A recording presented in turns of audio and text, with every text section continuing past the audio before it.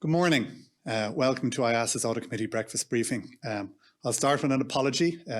Nothing worse than working with animals, children and IT when literally your entire platform falls down after all the days of the planning that went into it. So firstly, huge apologies to everybody. Everybody's now logging on to our new platform and hopefully everything else will work without any further delay. We are going to catch up. I'll talk about that shortly. So first of all, just start with a general disclaimer. So the views that are going to be expressed are our own, do not necessarily reflect the views of the board, the authority or the staff, indeed of IAASA.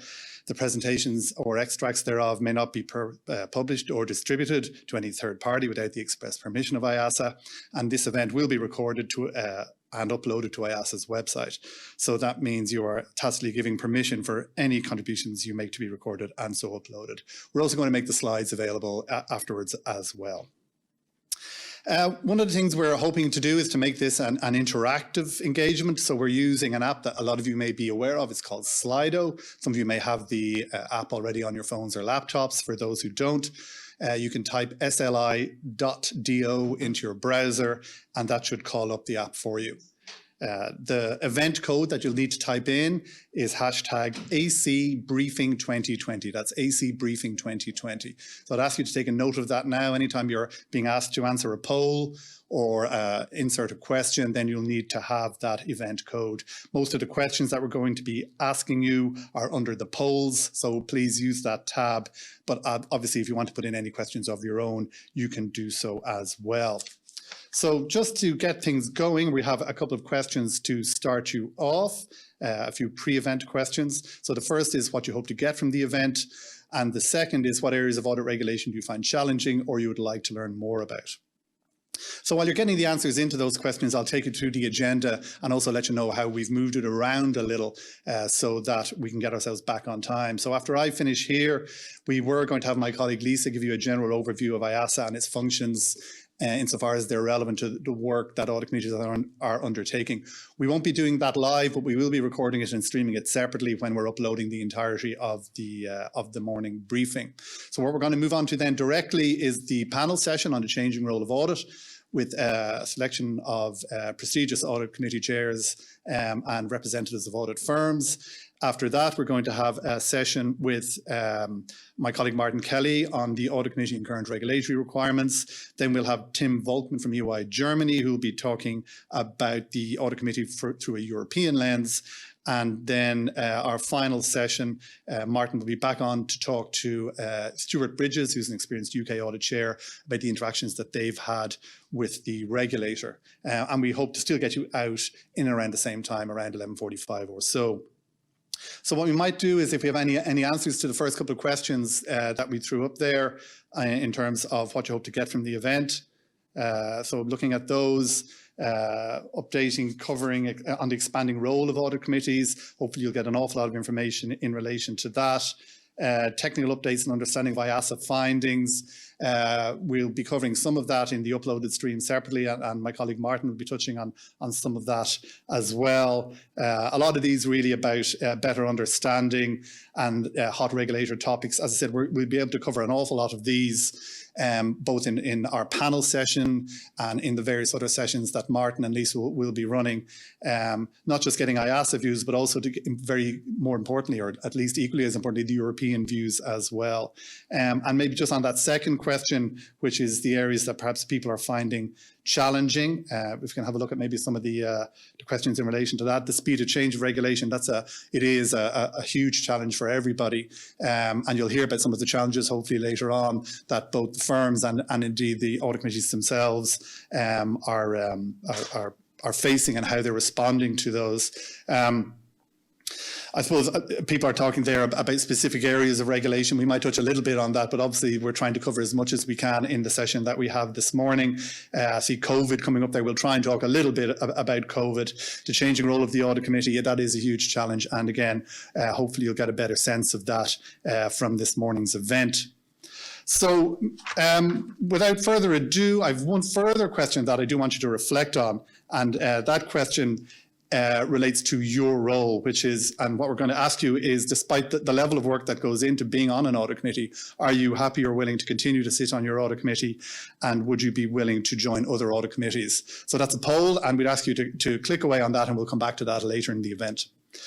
Okay, so what we'll do now is we're going to move directly into our panel session. So we'll just take a brief break and be back shortly. Thank you.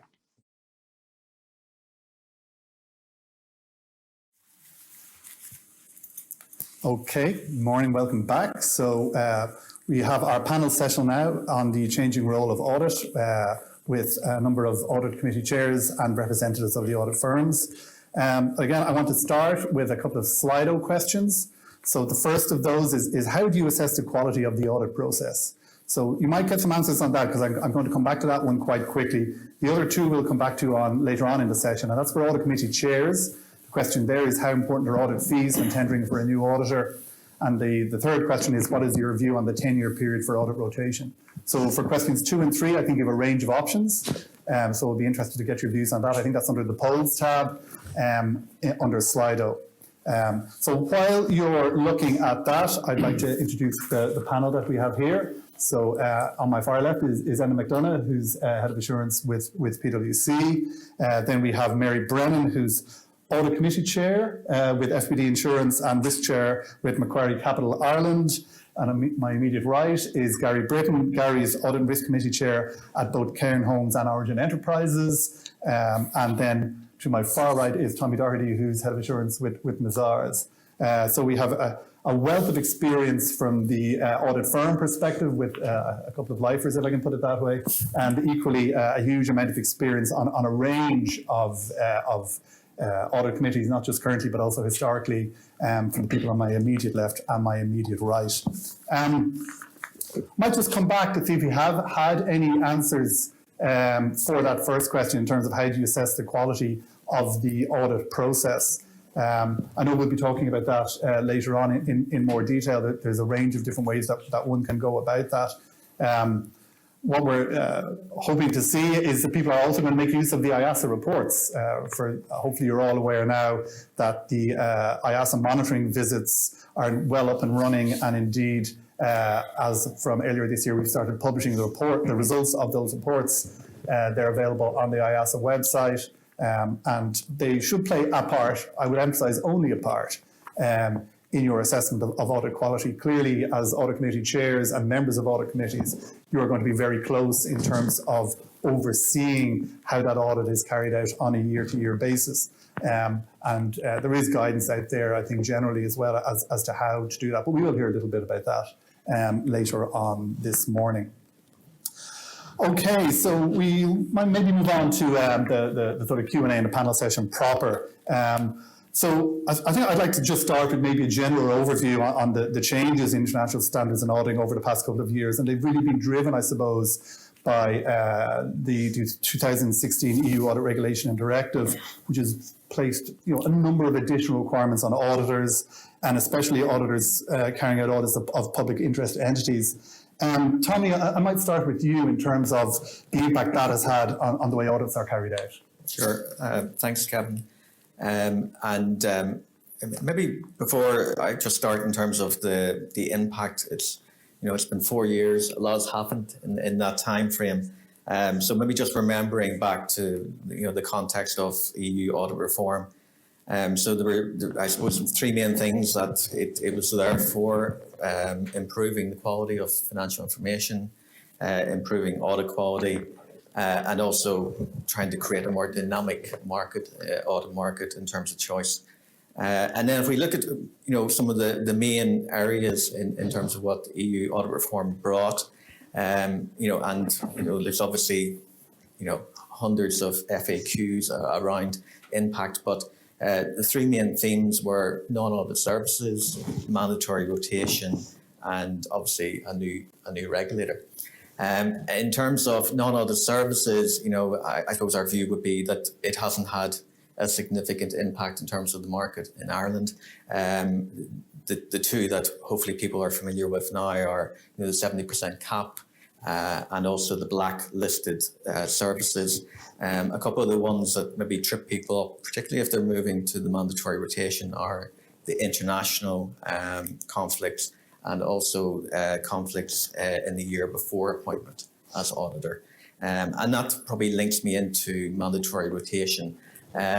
So obviously lots of change in the marketplace, lots of year one audits. And I think, that's obviously added a significant amount of work for auditors, for the audit committees, the audit committee members out there, and also for the management teams in terms of that transitional process. The last area is obviously the regulator.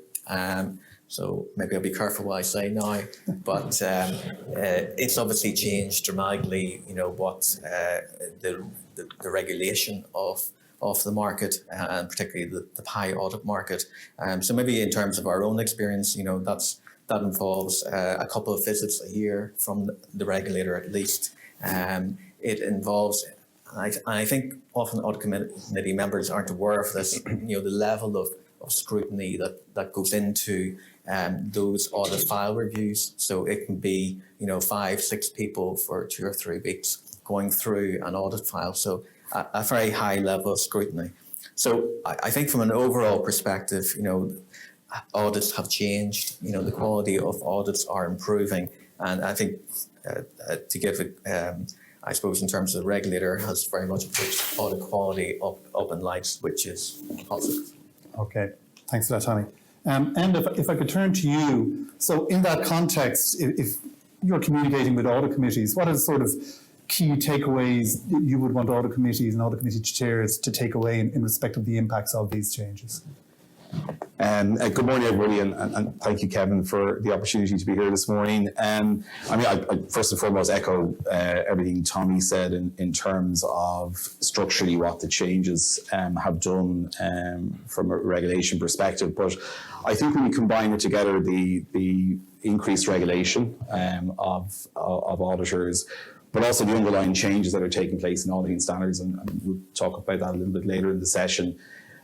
I think if you look at it now in 2020, the audit of 2020 is a far more complex and detailed affair than perhaps it was 4 years ago because of all the step changes. And I suppose from the audit committee's perspective, you go to the thrust of that, what's really at the core of everything here. There's a stakeholder expectation of us as auditors, but I think also for audit committees as well, to improve and raise the bar on the quality of financial reporting. So that's the numbers themselves. And I suppose I'd probably particularly call out an increasing emphasis, particularly from regulators, on the quality of disclosures to go around those numbers. So it's one thing to get the numbers right, but telling your story around how you've exercised judgment on arriving at those numbers becoming equally important. And we'll pick up some of the auditing standard themes, but at the core of the auditing standard changes is an increasing requirement for us as auditors to bring robust challenge to how management have arrived at the financial reported numbers. That's very, could be obviously a respectful process, but nonetheless needs to be challenging and needs to be demonstrated. And in particular, for us as auditors, a requirement in the auditing standards to consider management bias in how they may have arrived at numbers and really probe and push that.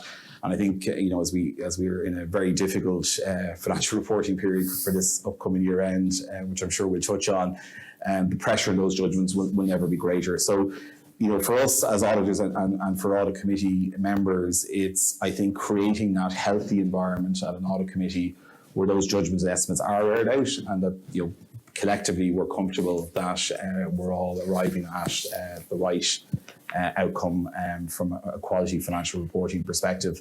If it was to do one last thought on it from my own personal perspective, I think a characteristic that really can underpin how that ecosystem works really well, if you have an effective working relationship between an audit committee chair and the lead audit partner, where there is a touch point, through the year or around the key meetings, pre-meetings to prepare, what are those key discussion points of the audit committee, I think that can work really well.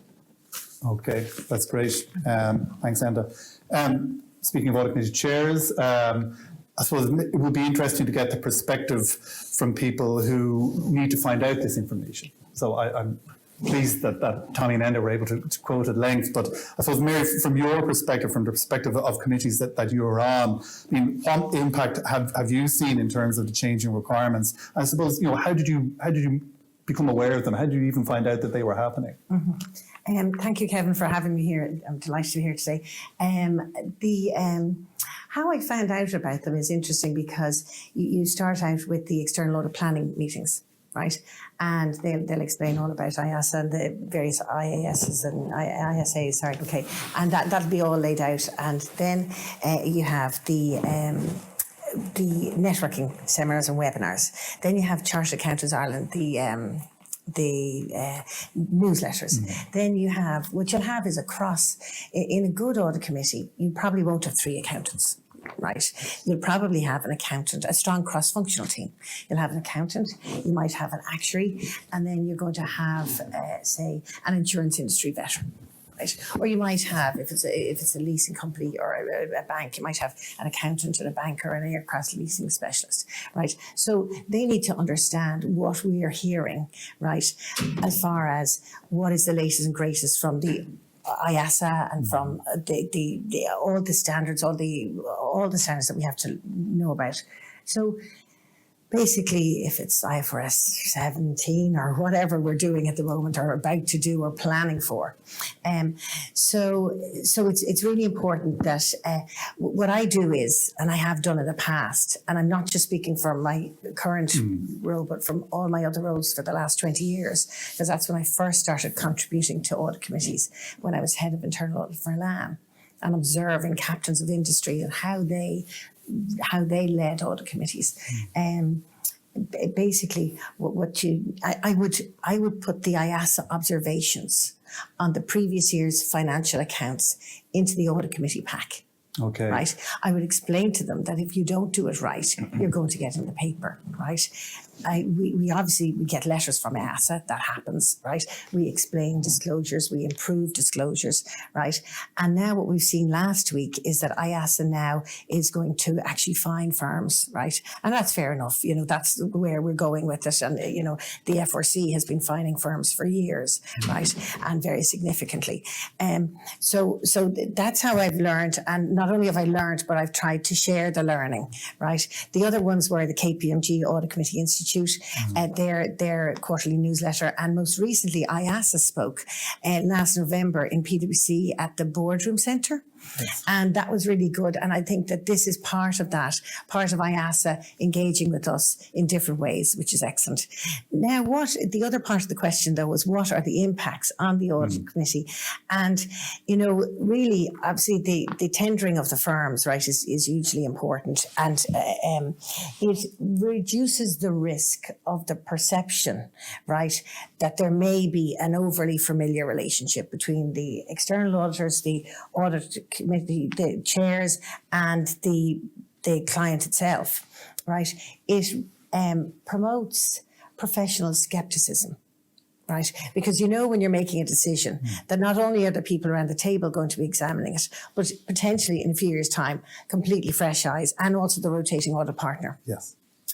And then the other thing, it reduces conflict of interest. And if you take you way back to Enron, right, in the year 2000, Enron was paid 52 million for to Arthur Andersen, right, of which 27 million was for non-audit services and 25 million was for their audit.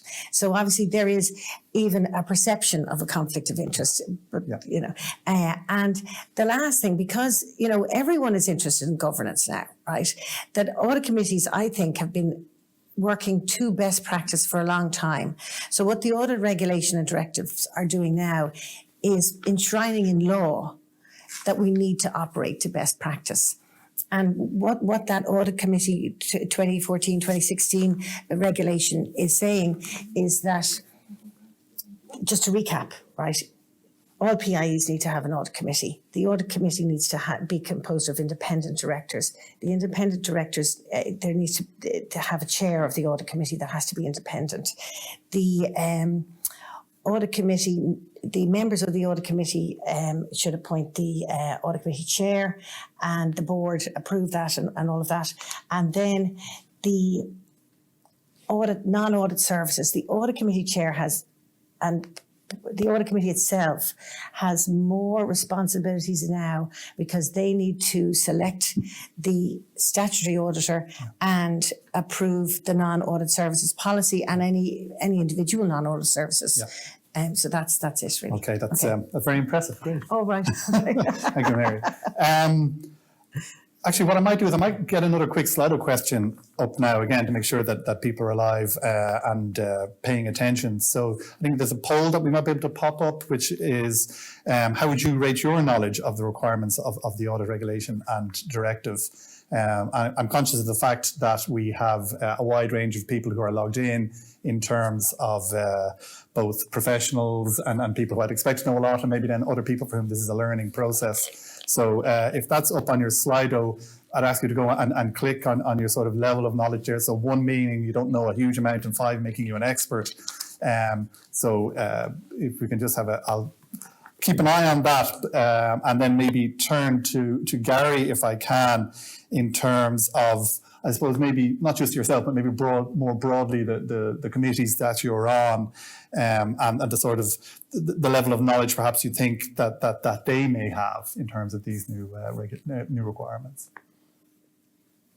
In relation to the 2016. Yes. I think that's well embedded at this stage, Kevin, with audit committees.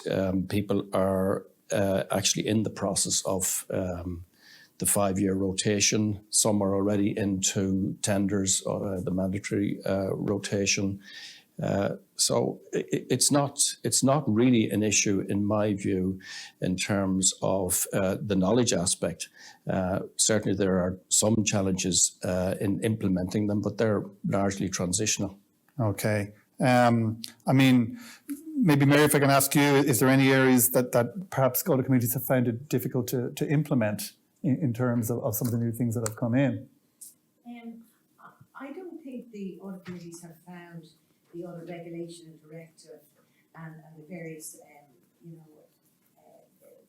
regulations difficult, because it's our bread and butter, right?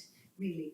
Okay, like I've been responsible for setting up audit committees, creating terms of reference, all of that, discussing difficult technical accounting judgments, all of that we do as normal.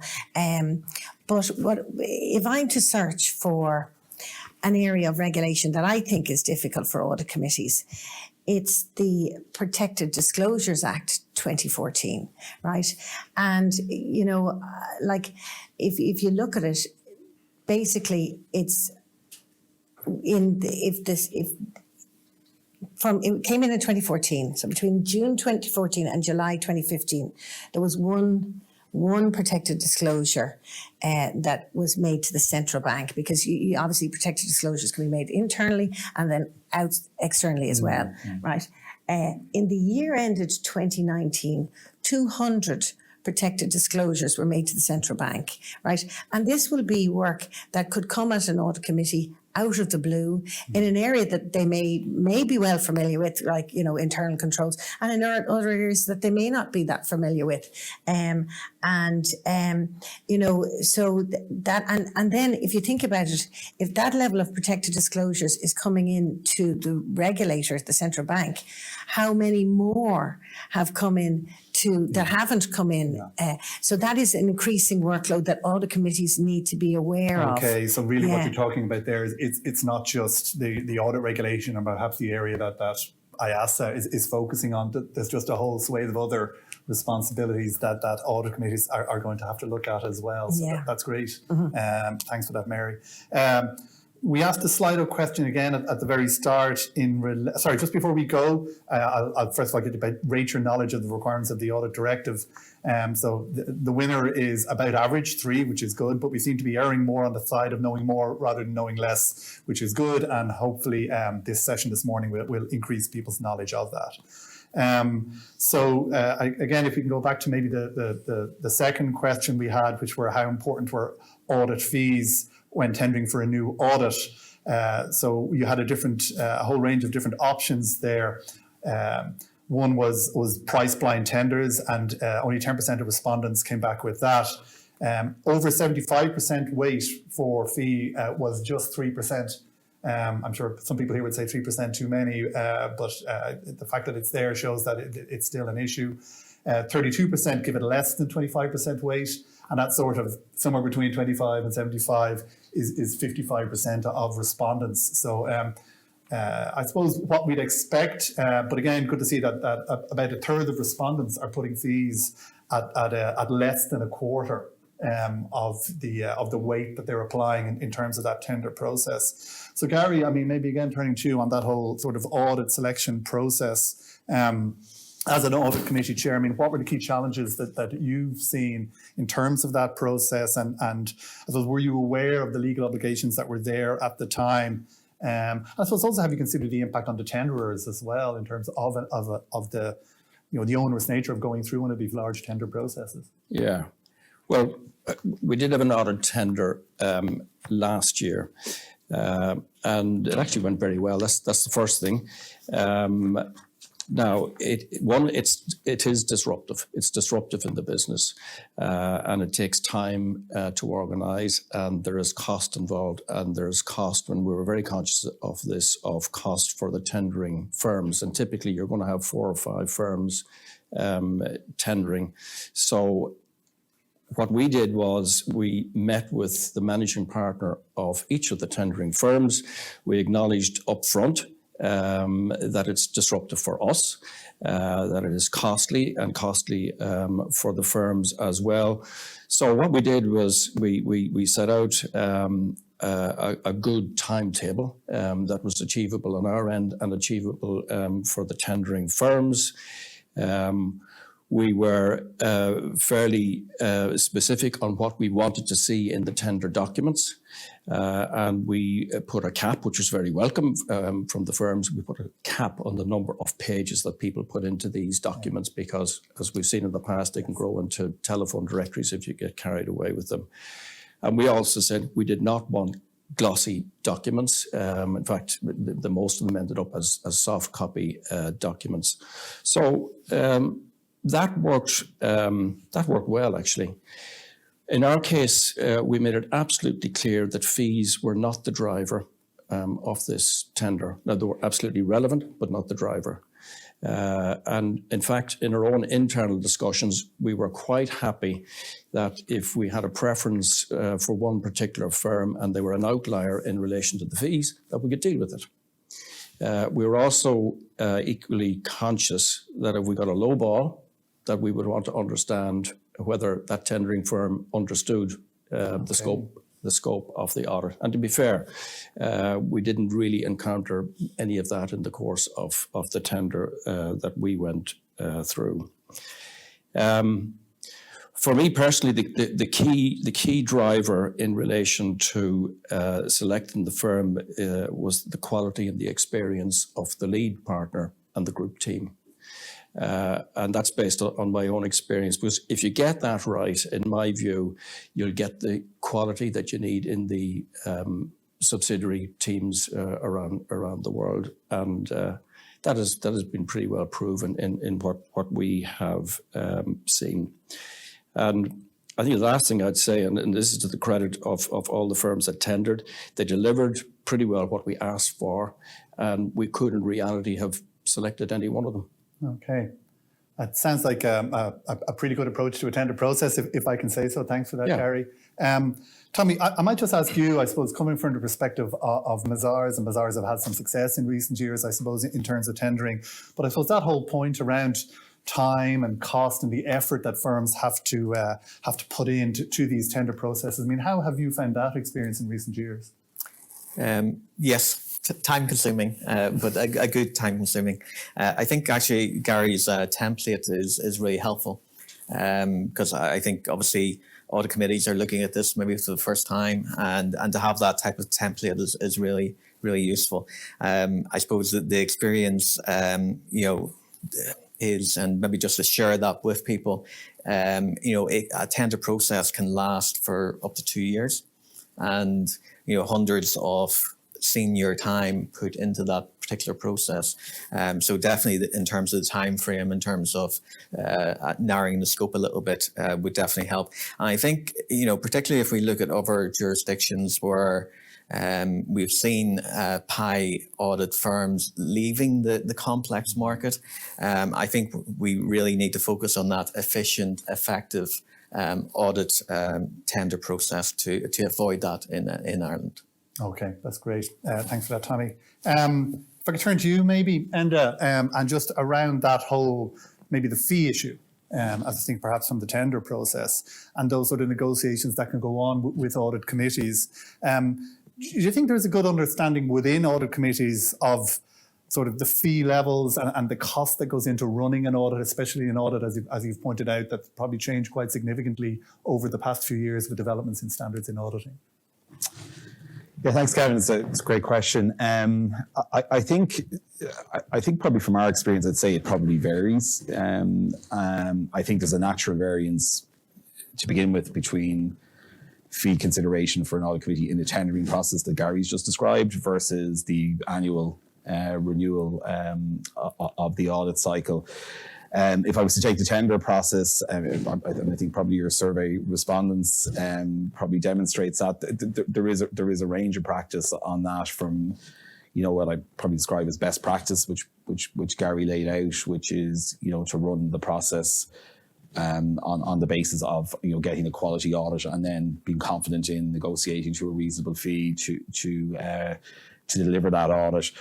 But frankly, there are some tenders where you, as the auditor, you would definitely feel it is, there's a focus on the fee benchmarking and getting the leanest fee relative to the market for it. And then there are equally other tenders to call out where the audit committee chairs are very focused on making sure that the fee does reward the auditor to operate the audit effectively from a quality perspective, and particularly where you're working in multinational or group audits, where there's a requirement to deliver service and get high quality audits outside of the jurisdiction as well.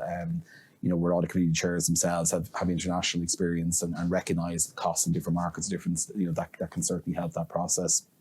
I think in the annual cycle, for the most part, I think audit committees in the first instance leave management to get on with it with the auditor and come to a fair arrangement. And the audit committee's role in many respects is to obviously approve it, but validate, that from both sides that process has run well. So, I think much like your responses, there's variance in practice. I mean, certainly from a PwC perspective, and how we interact with audit committees and that, I think it's really important in this regard is just to be upfront about what we believe the requirements are to do the audit, because obviously inherent in your question was the understanding that audit committees might have. And I think as auditors, we have a responsibility, apropos the questions you've been asking, to explain that there is a changing regulatory environment and a changing expectation, a raising of the bar, if you will, in both auditing standards that is pulling it up. Probably an interesting, from an audit committee member's perspective, I think an interesting area if you want to get a better feel for this. There's a lot of good stuff coming out of the UK at the moment. Probably the origin of it is possibly not good in that it's in response to some of the corporate failures over there, and it's obviously an end-to-end analysis of the whole ecosystem of the auditor, the role of the auditor, and indeed the role of audit committee.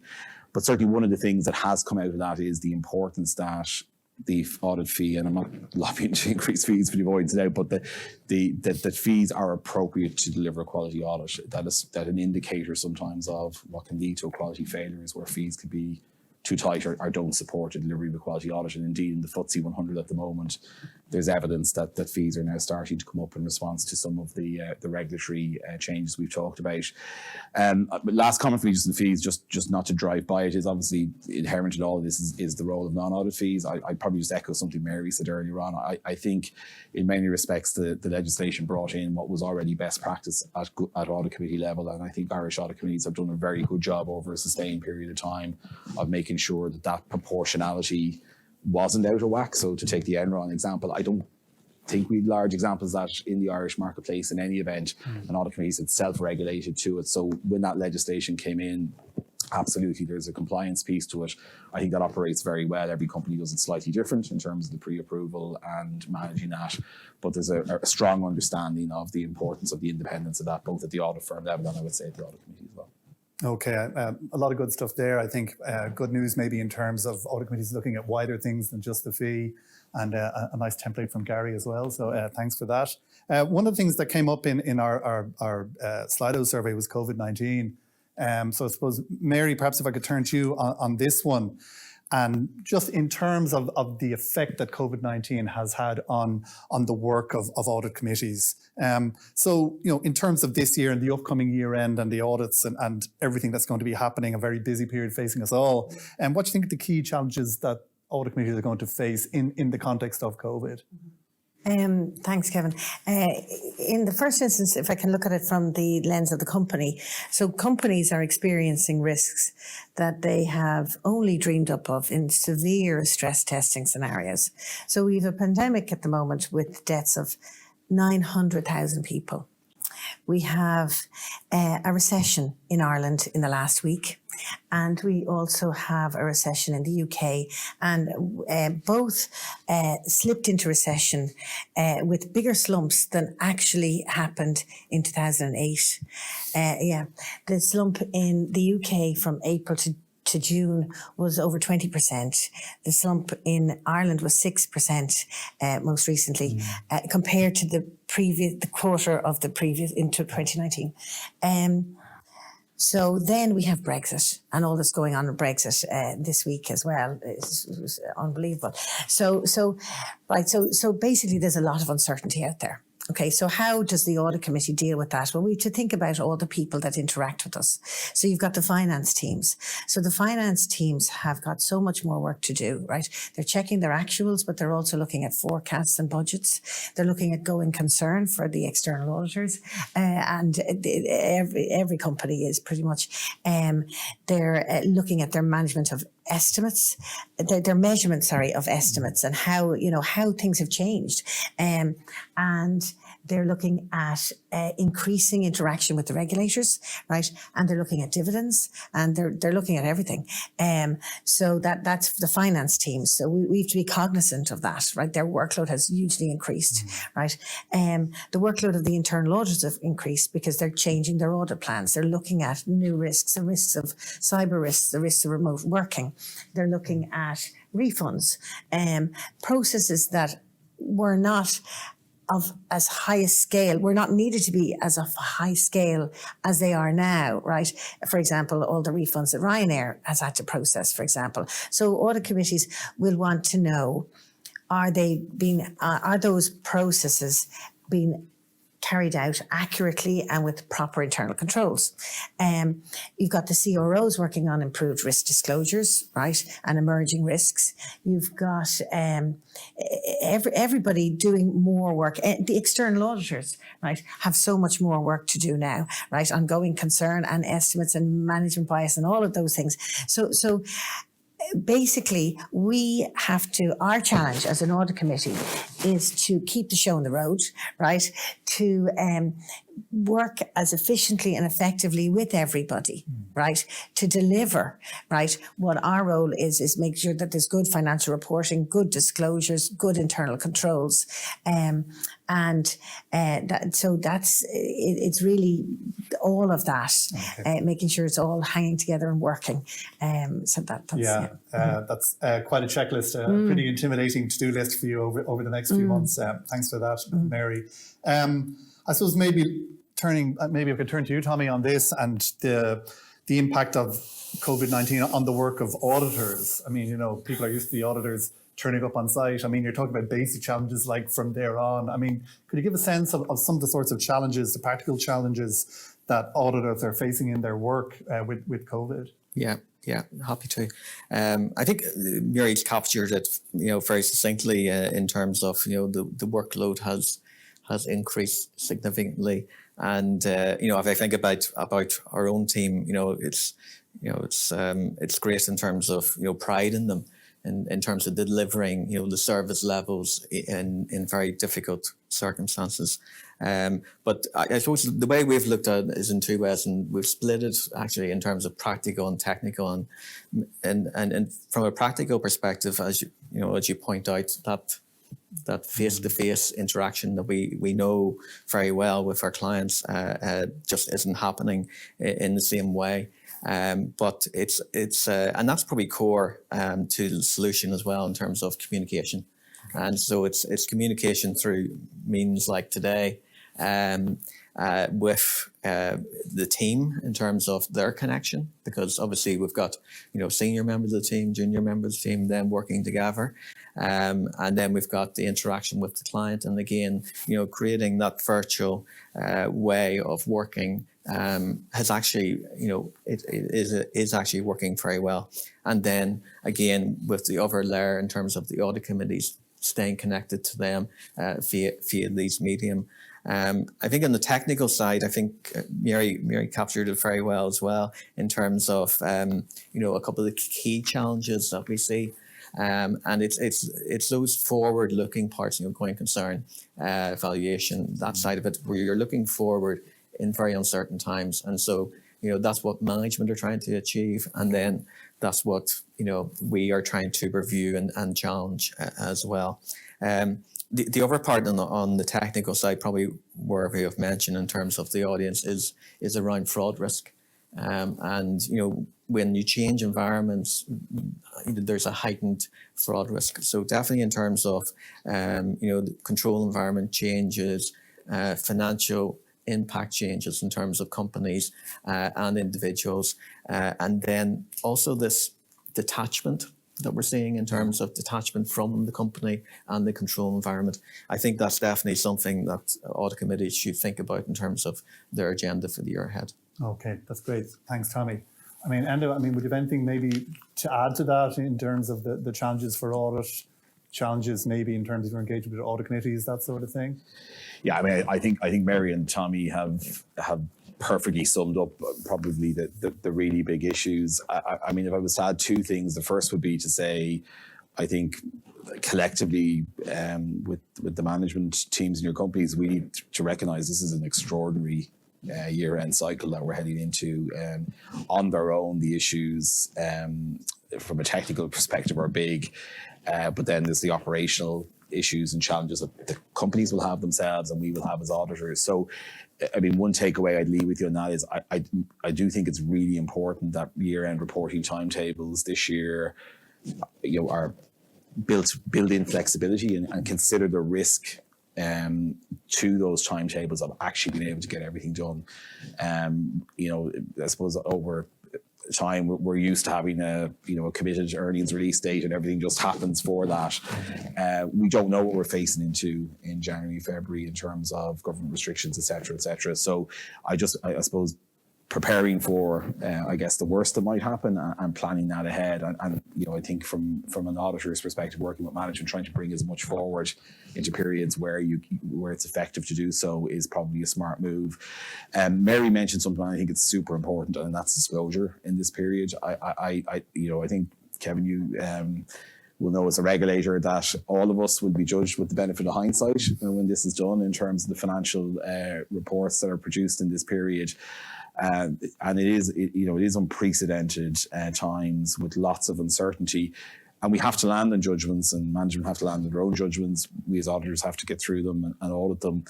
But I think as a collective, explaining how we got there and explaining the rationale, particularly for things around going concern, where that's a fundamental consideration for a company, is really important. And any time for put into that for audit committees and auditors and management working together, I think would be well worth it. Okay. I should just say we'll try not to use hindsight. I think we're acutely aware of the specific challenges that are there at the moment, but I would echo your point, I think, in relation to the need for good disclosure. I think also the other key point you've made is around that whole, in the ordinary scheme of things, there's a deadline at the end and everything works back from that. I think there really needs to be an acceptance out there that perhaps that isn't going to work in this unique cycle that we're in at the moment. Thanks for that. Maybe bringing us back, I suppose, to the directive and the changes, and I suppose maybe the purpose behind the changes, which was around audit quality. So, I mean, if you look at things like, back to say maybe on the audit committee front, assessing auditor performance, and then if you look at some of the changes that came in underneath or as a result of the directive. So, for example, tenure rotation was one of the key things that came in. I think we asked the Slido question right at the start to get people's views on tenure rotation. Is it too long? Is it too short? Is it about right? Just seeing the results here, 50% think it's just right. 25% too short, 13% too long, and 13% have no view. So I suppose it's interesting, bearing in mind we're probably only at the start of seeing this now, but a lot of people seem to think we have it about right, and the view on balance might be, if anything, it's too short. Definitely not. People don't think it's too long. There's also obviously separately partner rotation, which is a separate thing as well to firm rotation. I suppose, Gary, if I can turn to you and you can start on this whole thing. I mean, one of the other aspects is when you're looking at assessing quality, when you're looking at assessing performance of auditors. I mean, are you looking at things like we want you to be independent and you're sort of placing value on that? Or are you looking at, well, we need experience, we need knowledge, and that's really where your focus is in terms of assessing auditor performance? Well, in my view, independence is generally not an issue. The audit firms are very good at policing the independence requirements. They have global IT systems that pre-check any service that's proposed in any part of the world. And I'm sure the reason for that is the consequences of failing that independence test is fairly significant, including ultimately a re-audit. So I don't see that aspect of it, that technical aspect of it, as a problem. I think the rotation linked with the cap on fees, which is in now, has probably, let's say, sharpened the independence of mind. I'm not suggesting it wasn't there, but it certainly, at least in terms of perception, it's improved in that territory. I said earlier, I think the key area for me in assessing auditor performance, so I'm looking back now through the previous tender, is the experience and the quality of the lead partner and that team, because I think that ultimately is what drives the quality of the audit throughout.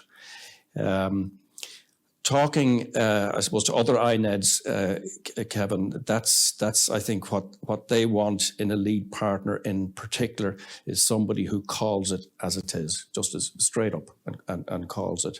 And I think I can say the same is true for the executive directors. Ultimately, we all want to get the right answer out of this process. In relation to rotation, my own view in relation to the 5-year rotation of the lead partner, you're probably only getting to really know, this is what I hear quite often people say, you're only really getting to know the lead partner and then they're out the door again. So if that were to change, I think you'd probably change the mandatory firm rotation period. What do I think? I think the debate is probably past, Kevin, at this stage. Okay, all right. Always room for debate, but it's great to get a perspective of somebody as experienced as you on this. So thanks for that, Gary. Mary, if I could turn to you briefly, just maybe on the how you monitor the performance piece. I mean, what sort are the typical steps that you might see in an audit committee chair trying to monitor the performance of the auditor on a year-to-year basis? Well, really the audit committee should have it as part of their standing agenda item, because you just don't want to go for a year or two with your auditor and then all of a sudden give them a performance evaluation, because they're probably going to think, oh, what did I do wrong? So I think it's easier just to have it as a standard agenda item for every year. Then you should really work to a fairly standard form as well. Now, there's lots of them available, right? They're available on the external auditor resource centres and everything.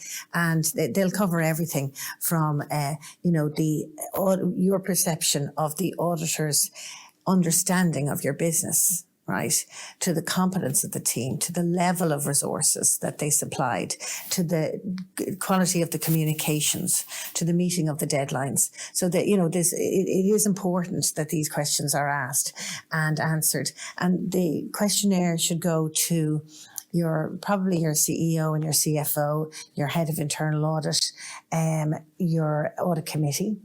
They then will come back with responses that could be collated by the audit committee chair. Then the audit committee chair should share that, or the audit committee itself, with the external auditor, who will then, give their feedback, right? Because there's always two sides, right? And you have to get, 360 feedback. Then, if there is anything to improve, and we all want to continually improve, right? Then you agree that, right? And it may be simple things like communication or deadlines, because, and we've been definitely talking about deadlines now today. But if you could just keep it as a standard annual thing, that is the best way to do it. Okay, brilliant. Again, great checklist there. Thanks for that, Mary. So maybe, Tommy, if I can turn to you, and Gary raised the point there about experience of audit partners and maybe, the risks, I suppose, maybe the threats to audit quality, if that were to drop away. I mean, what's your perspective on that whole sort of partner rotation piece and how firms manage that?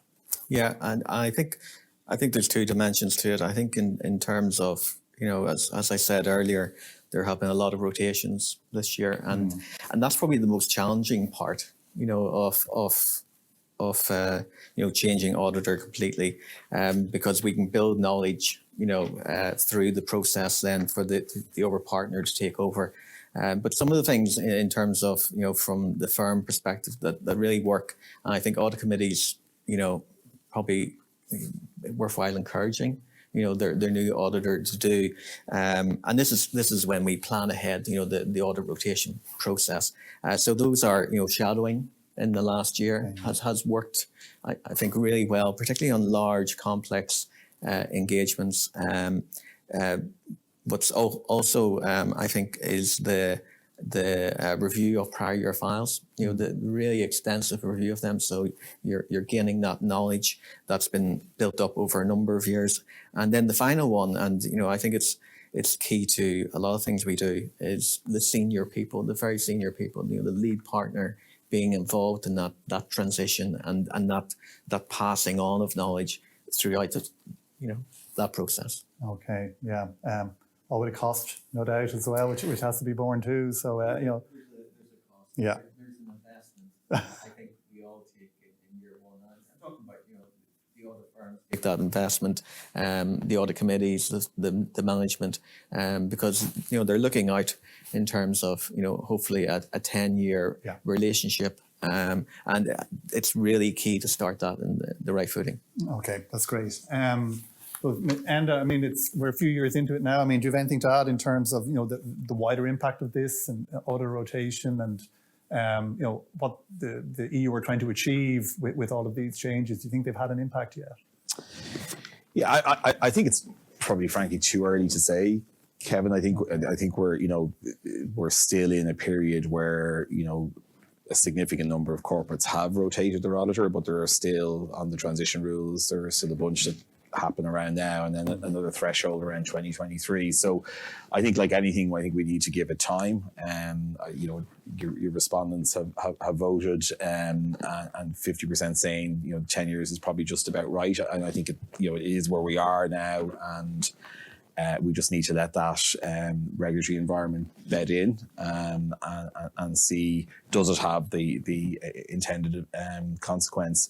I mean, if you go back to the points that have been made, most fundamentally is, I think, the biggest risk from an audit quality perspective is actually the firm transition. So that first year or two, when you move from a new auditing firm to from your existing auditor to a new auditing firm, there's a huge amount of knowledge that an auditor has that's attained over time that goes out the door. And Tommy's absolutely right. I think the firms have collaborated really, really well to share, to facilitate shadowing and as much transfer of knowledge as possible. But that year one, year two, it takes bedding in, and from an audit committee's perspective, I think just, when you're going through that tender process, is obviously the tender itself, but from a post-tender perspective, just being really happy that there's a good transition plan in place between your management team, your outgoing auditor, and your incoming auditor is probably the key. Okay, yeah, that's great. And I mean, from a regulatory point of view, I think it's important to note that the regulatory standards don't drop because it's a year one audit. And in fact, it's probably one of, especially for larger and complex audits, it's probably one of the risk criteria we look at. If a very large audit has moved, and we want to ensure that the quality standard is maintained in that change. Another point that's come up a couple of times, both on the Slido question, I think, Mary, you've alluded to as well, are the changes in ISAs. There's a couple of significant ones in terms of going concern and auditing of accounting estimates. Again, Enda, maybe turning to you, what are sort of messages you think that audit partners will be giving to audit committees in respect of these sorts of changes that have come to, which are quite significant?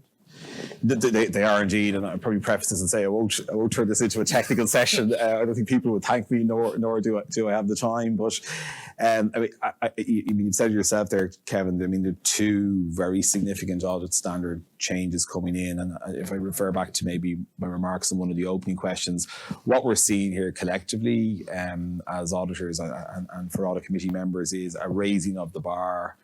And particularly this embedded concept of bringing more independent challenge and rigor, and auditing standards now being written in a way which doesn't say don't corroborate what management have come up with, but actually go and expressly look and see is there contradictory evidence there that might call into question whether management had a particular bias and how they framed their conclusion. The two big standards that audit committee members will hear about is IAASA 540 revised, which is the audit of estimates. I'll come back to that one. And then secondly is IAASA 570 ongoing concern. I think on that one, what IAASA 570 fundamentally does, it raises the bar of what the auditor has to do to conclude on going concern from an auditor's perspective, or conclude on management's work on going concern. It enhances the documentation requirements for us and changes some of the reporting that you'll see in audit reports for public interest entities. But I think in the period that we're in, I think going concern is going to be top of every audit committee agenda in any event. So as a standard landing in a period, it's probably landing in a period that it will certainly get all the scrutiny and attention naturally in any event. But it's probably worth remembering when we return to more normal times, that bar will stay as high. IAASA 540 is probably a much more interesting one in the sense that on one level, it's an auditing standard. So as an audit committee member, you'd probably rightly say, well, that's for you guys. It's for you as auditors to put into practice and report back your conclusions. But actually, what it's doing on the whole area of estimates is introducing by definition a need for much greater formality, much more control around the process that management themselves arrive at estimates, because the standard, without getting too technical about it, gives auditors 3 ways you can audit estimates. But it's likely the vast majority of audits will really only be capable of auditing in one way, which is re-auditing how management themselves established the estimate and concluding that they reached a reasonable point. And that requires the auditor to drill into the methods used by management on material estimates. Where did they get the data points that they used in the estimation process, whether that's from their own IT systems or externally, and what assumptions have they made? And particularly on that last point, where that whole theme of rigor and challenge and bias really comes in. And for us to be able to do our work, by extension, management are going to have to do a lot more formal documentation, I think, around that piece of it.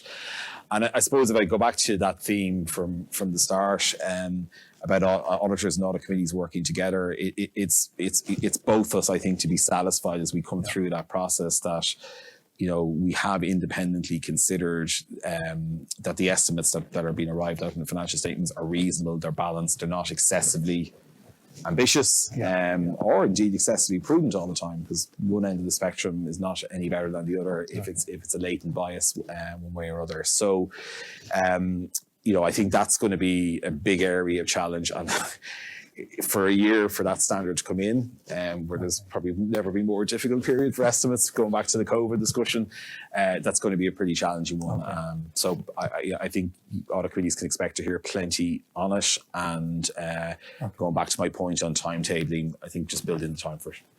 Okay. I just turn to Gary now, actually, and just from an audit committee perspective, we've heard from the experts, I suppose, in terms of IAASA 570 and IAASA 540. How aware are audit committees of of these major developments from an auditing perspective? Well, I can tell you the bar has certainly been raised in going concern. Okay. And I'm not talking about the standard. For those who've gone through the financial crisis, which is probably most of the people who are online and are now dealing with COVID-19, going concern, viability is a real live issue. So I'm not putting the standard to one side, but this is no longer a tick the box exercise in the world that we're living in now. So I would expect auditors will find, hopefully they will find, that finance teams and their clients are well up to speed in demonstrating, be it on going concern or on viability statements. And that infrastructure is there. Those processes are in place anyway for some time back to deliver up on going concern and on viability statements. So I don't think there will be any anxiety out there about lack of knowledge on the part of audit committees at this stage. Okay. In relation to accounting estimates, absolutely in a COVID-19 world that is an added challenge, much more uncertainty out there, much more subjectivity around the judgments. I'm going to speculate, and Mary might want to comment on this. I'd say in banking and insurance, accounting estimates, it's just part and parcel of life, and I'd say they are well up to speed on the new requirements under the accounting estimates standard. As it happens, I'm going through an audit at the moment. That standard is mandatory, but in reality, if you like, that standard has been applied and it is visible in terms of the work that our own finance team have done in relation to the estimates. And in relation, because I've seen the auditor's pack in terms of the focus, the transparency, the explanation, the challenge, it's very visible in there. So I think it's up and running, Kevin, at this stage. Okay. So very briefly, if you could, Mary, I mean, in the banking scene, and the finance scene generally. Yeah, well, I've seen. seen going concern papers go from 3 pages to 15, right? Because you need to add in all your different scenarios. You want to prove that, you are going concern and very strong going concern. Yeah. And so you give very strong backup for that. And then on the estimates, yes, we've always been looking at estimates. And so that is, the bread and butter really. Yeah. All right, that's great. I was hoping to make time for questions, but I sense we're running a little bit over and I'm anxious to get back. So unfortunately, we won't have time for those, but we will have a look at those and they're certainly going to inform the rest of the work that we do in terms of running more events like these. So for the moment, can I thank Enda and Mary and Gary and Tommy? I found it really, really useful and informative. I hope you've enjoyed it, and I hope the people who've been watching us online have enjoyed it as well. So we'll take a very brief break, and then we're going to hand over to my colleague Martin, who'll be talking about audit committees and current regulatory requirements. So thank you.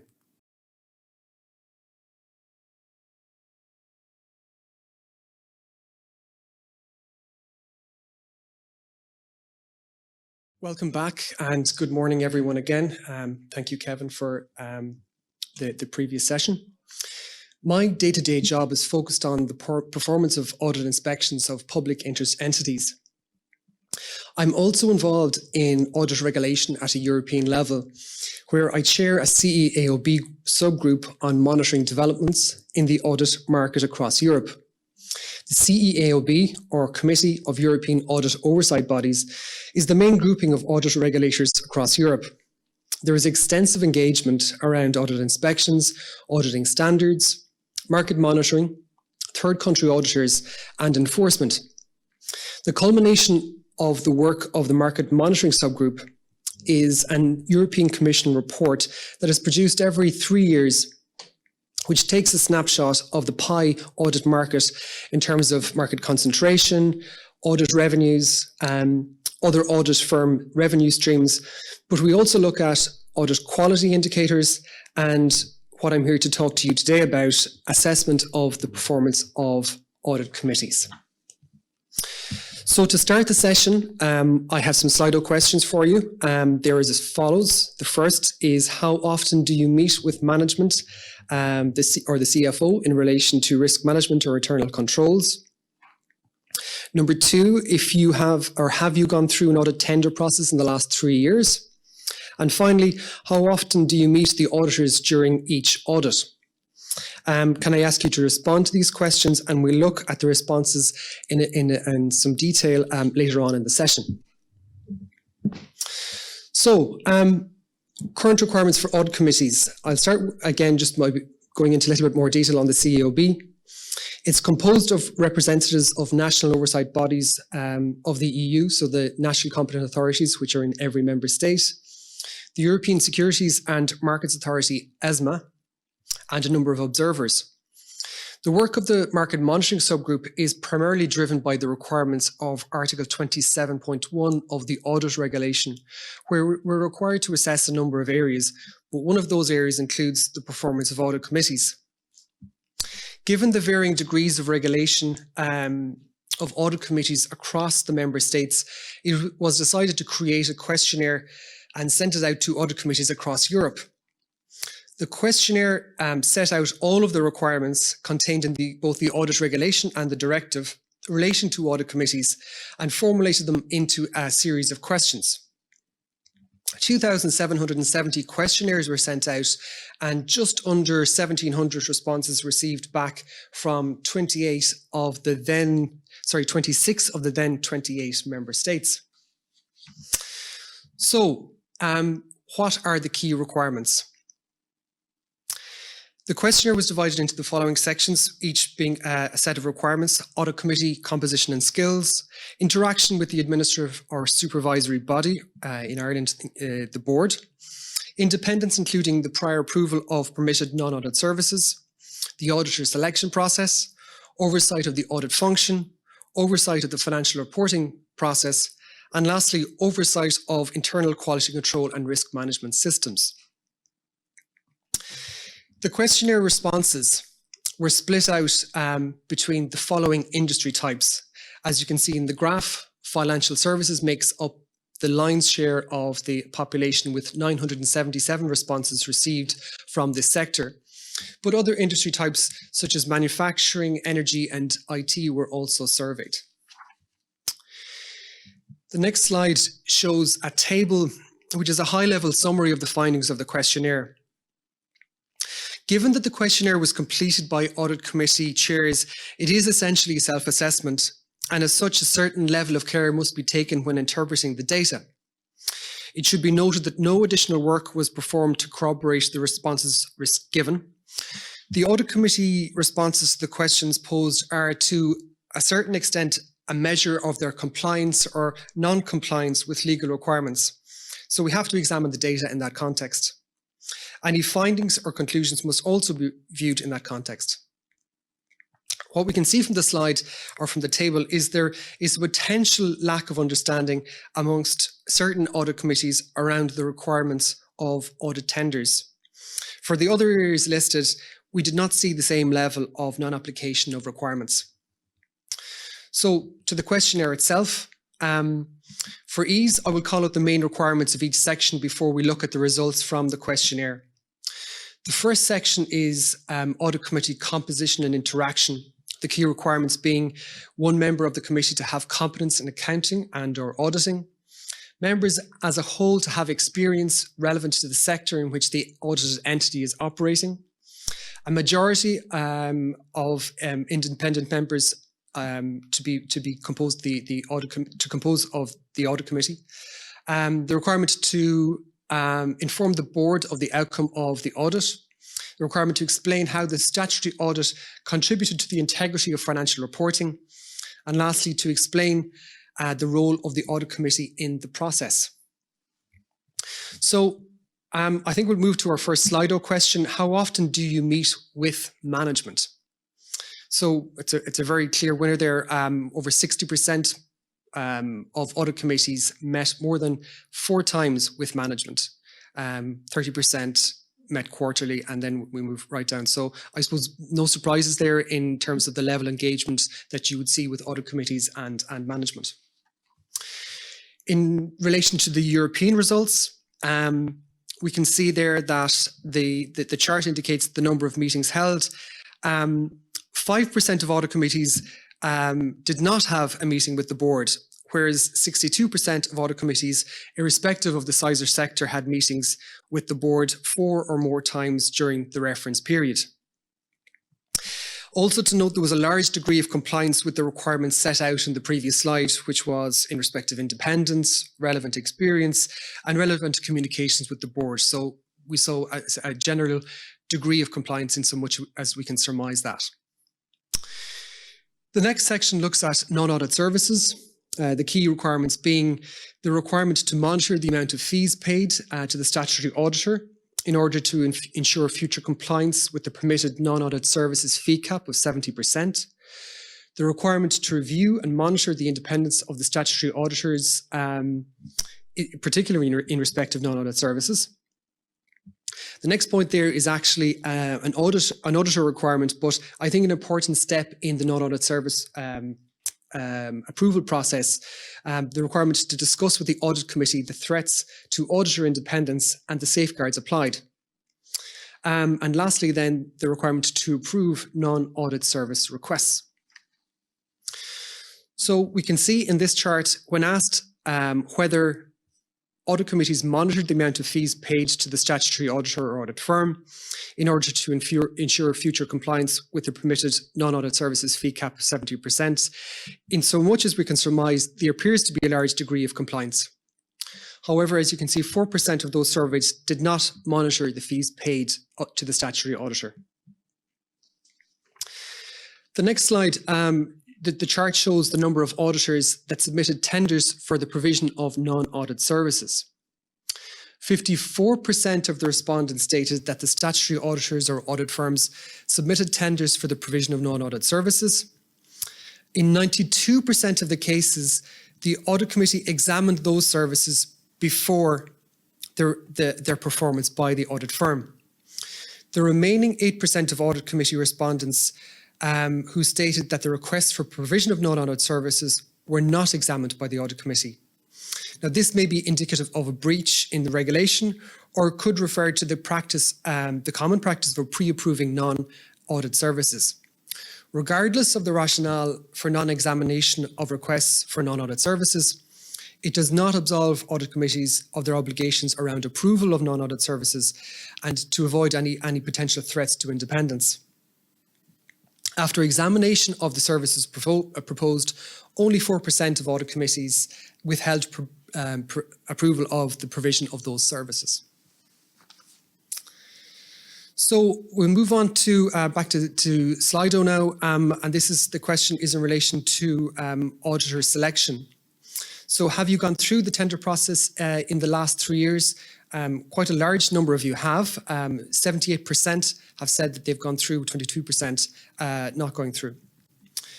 In relation to the survey, 33% of audit committees surveyed went through the audit selection process, so just a third. So slightly higher here from an Irish context. So going back to the slides, what are the key requirements in relation to auditor selection?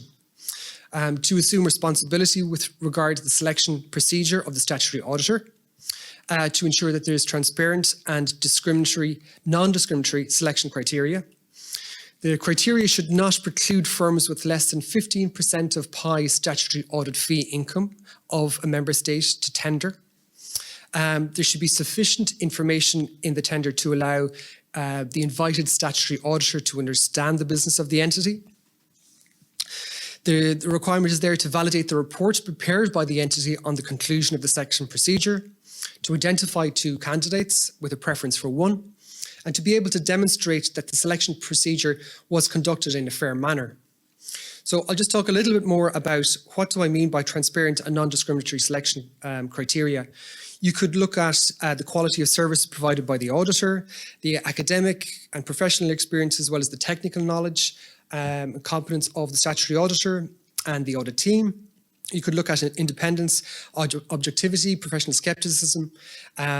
Is there industry-specific knowledge, experience? Is there technological support tools, proposed fees? So all of those would be transparent and non-discriminatory selection criteria. The other point of confusion, though, is in relation to the 15% of PI audit fee income. What is that requirement?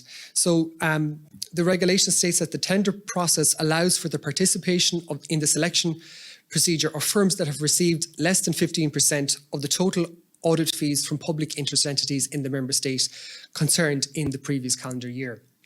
It's not particularly clear, but what we're trying to say is you can look at skills, expertise, technical competence, industry knowledge, the resource capacity.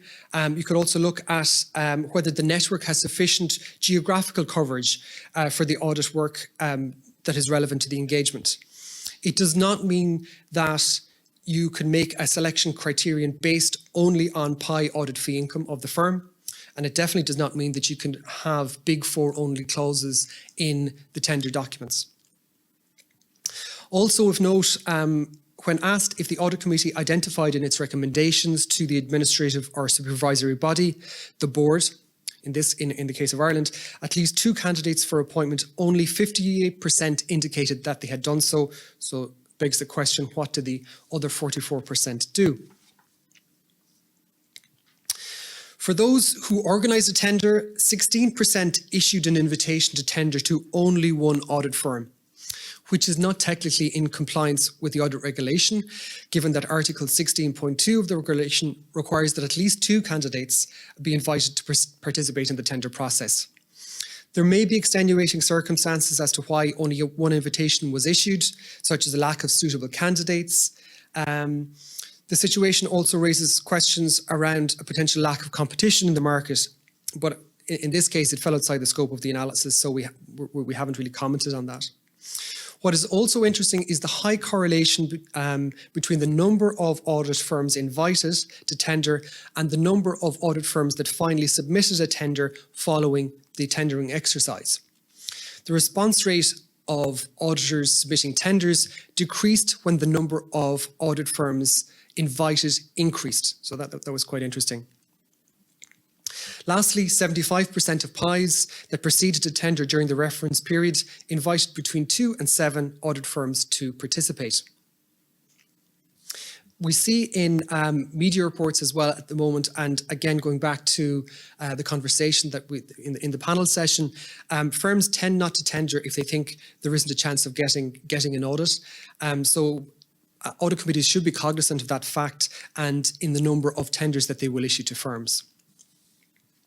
In relation to audit committee oversight, key requirements: monitor the performance of the statutory audit of the annual consolidated financial statements of the entity, consider the findings, if any, and conclusions made by IAASA during the last inspection of the statutory auditor, monitor the financial reporting process of the entity, submit recommendations or proposals to ensure the integrity of the financial reporting process, monitor the effectiveness of the entity's internal quality control and risk management systems where applicable, its internal audit regarding the financial reporting process.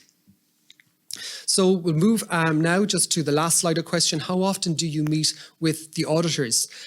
So we can see there twice during the audit we have at 31%, it's the highest, 3 times 23% or more than 4 times 23%. So we can see there, and quarterly 15%. So that that's changing slightly as we speak. And we can see actually more than 4 times in quarterly are increasing slightly as well. So there is, during an audit, a good degree of interaction with the audit committee and the auditor, and I think that's only something that's going to increase given, I suppose, the pandemic and the restrictions that we're under at the moment. There is anecdotal evidence that we do see an increased level of interaction between audit committees and the auditor.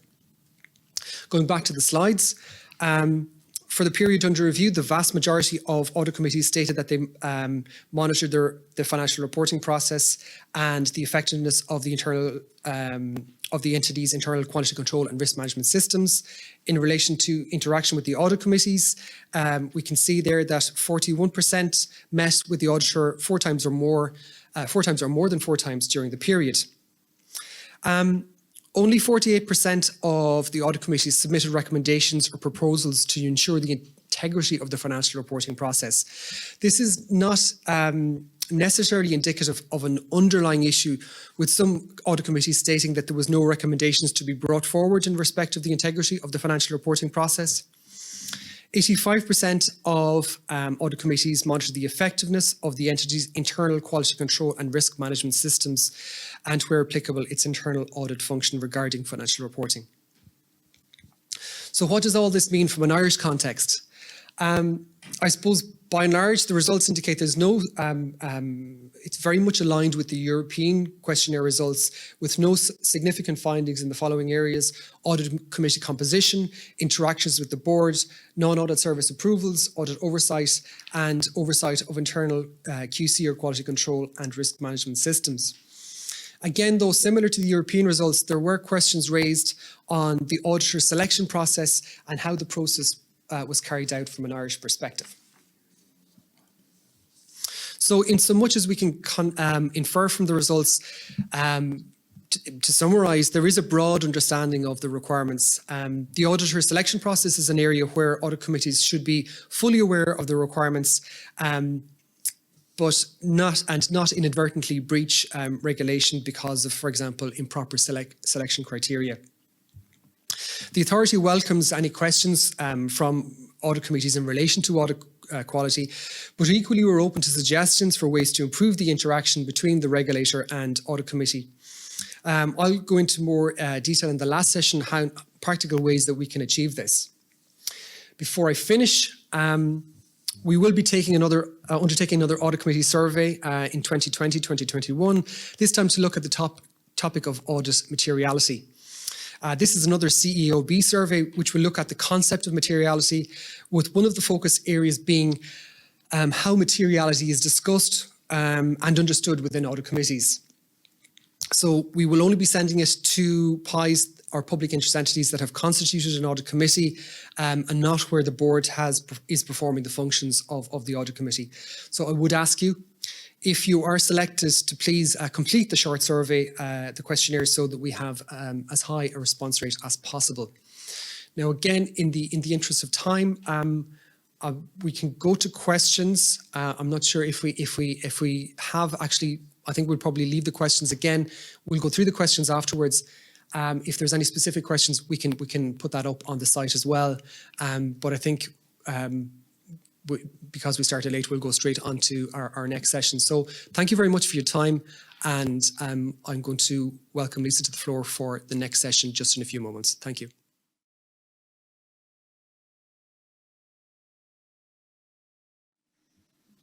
Morning. I'd like to now introduce you to Tim Volkmann, who is joining us today from Germany. Tim is a partner in EY, and he's responsible for EMEA public policy and regulatory relations.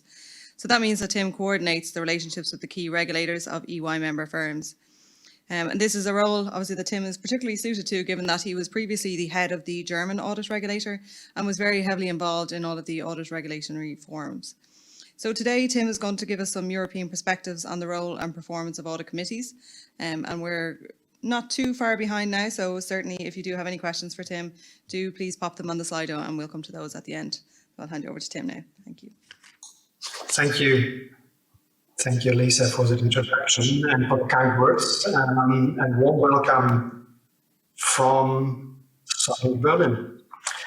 So I'm looking forward to provide you with some views regarding the current and, more important, the changing role of audit committees from a European perspective. And that will be to a large extent the views from your peers, audit committee chairs and members from other European countries. So I will share some insights from reports and studies produced recently, and they will probably complement what also Martin shared with you from the outcome of the CAOB survey. So a quick overview in terms of what I would like to discuss with you, the agenda for this session. I will talk or do a short summary of the audit committee's responsibilities, share with you some insights from a study talking about the view on the current and future role of audit committees. I will talk about two specific topics, the non-financial reporting and the evolution in that area, and obviously also one of the current issues impacting the work of companies, audit committees and auditors, the impact of COVID-19. Before I will then talk to audit committees' realities and the future, which is based on another report performed by Tapestry Network. Before I then will conclude with some observations regarding the opportunities for improvement in the work and reality of audit committees. So let's kick off with the initial observations. And now it's no secret anymore, but rather common sense that we live in a period of transition. So the advance of digital technologies is changing the nature of business in many industries, enhanced public concern over the behavior and environmental impact of the private sector. So companies are facing both new risks and greater scrutiny over their operations. And this is and will future impact the work of audit committees, transforming them from backward-looking committees focused on a narrow financial remit to more forward-looking bodies tasked with evaluating a wider set of risks.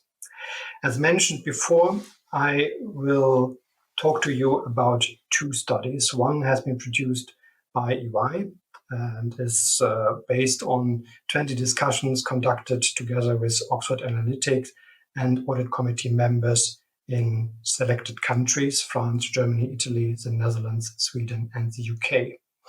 And the second piece of work is a report produced by Tapestry Network, which is also organizing a group of audit committee chairs across Europe, the European Audit Committee Leadership Network. And that report talks about the audit committee realities, insights from leading European boards. Is based also on a number of interviews that have been performed across the EU, and is also focusing on the impact of the audit reform on the work of audit committees. So let's quickly have a look at the audit committee responsibilities. First, what is required under the audit legislation. I won't go into the details here, but I think it's good to have this overview to remind ourselves what the classical responsibilities are that are also the core responsibilities designed and defined by the audit legislation. So obviously, the reporting is an integral part, overseeing the external auditor, leading the audit tender, and also overseeing the internal audit function. When you look at the reporting side, there's on the other side also a lot of change that we can expect here. So moving from the oversight of the financial statement and information process, moving to a number of non-financial information that have to be included in the financial and the corporate reports. And here we see also an evolution, of course, on the side of the EU framework, and I will come back later to that.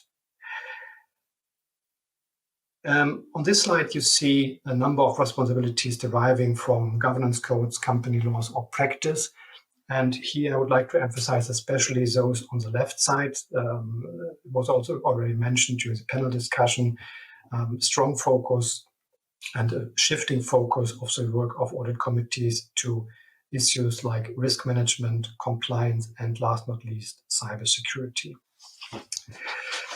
So this is the foundation and the basis, so to say, for the work of the audit committees. And in the study that I mentioned earlier by EY,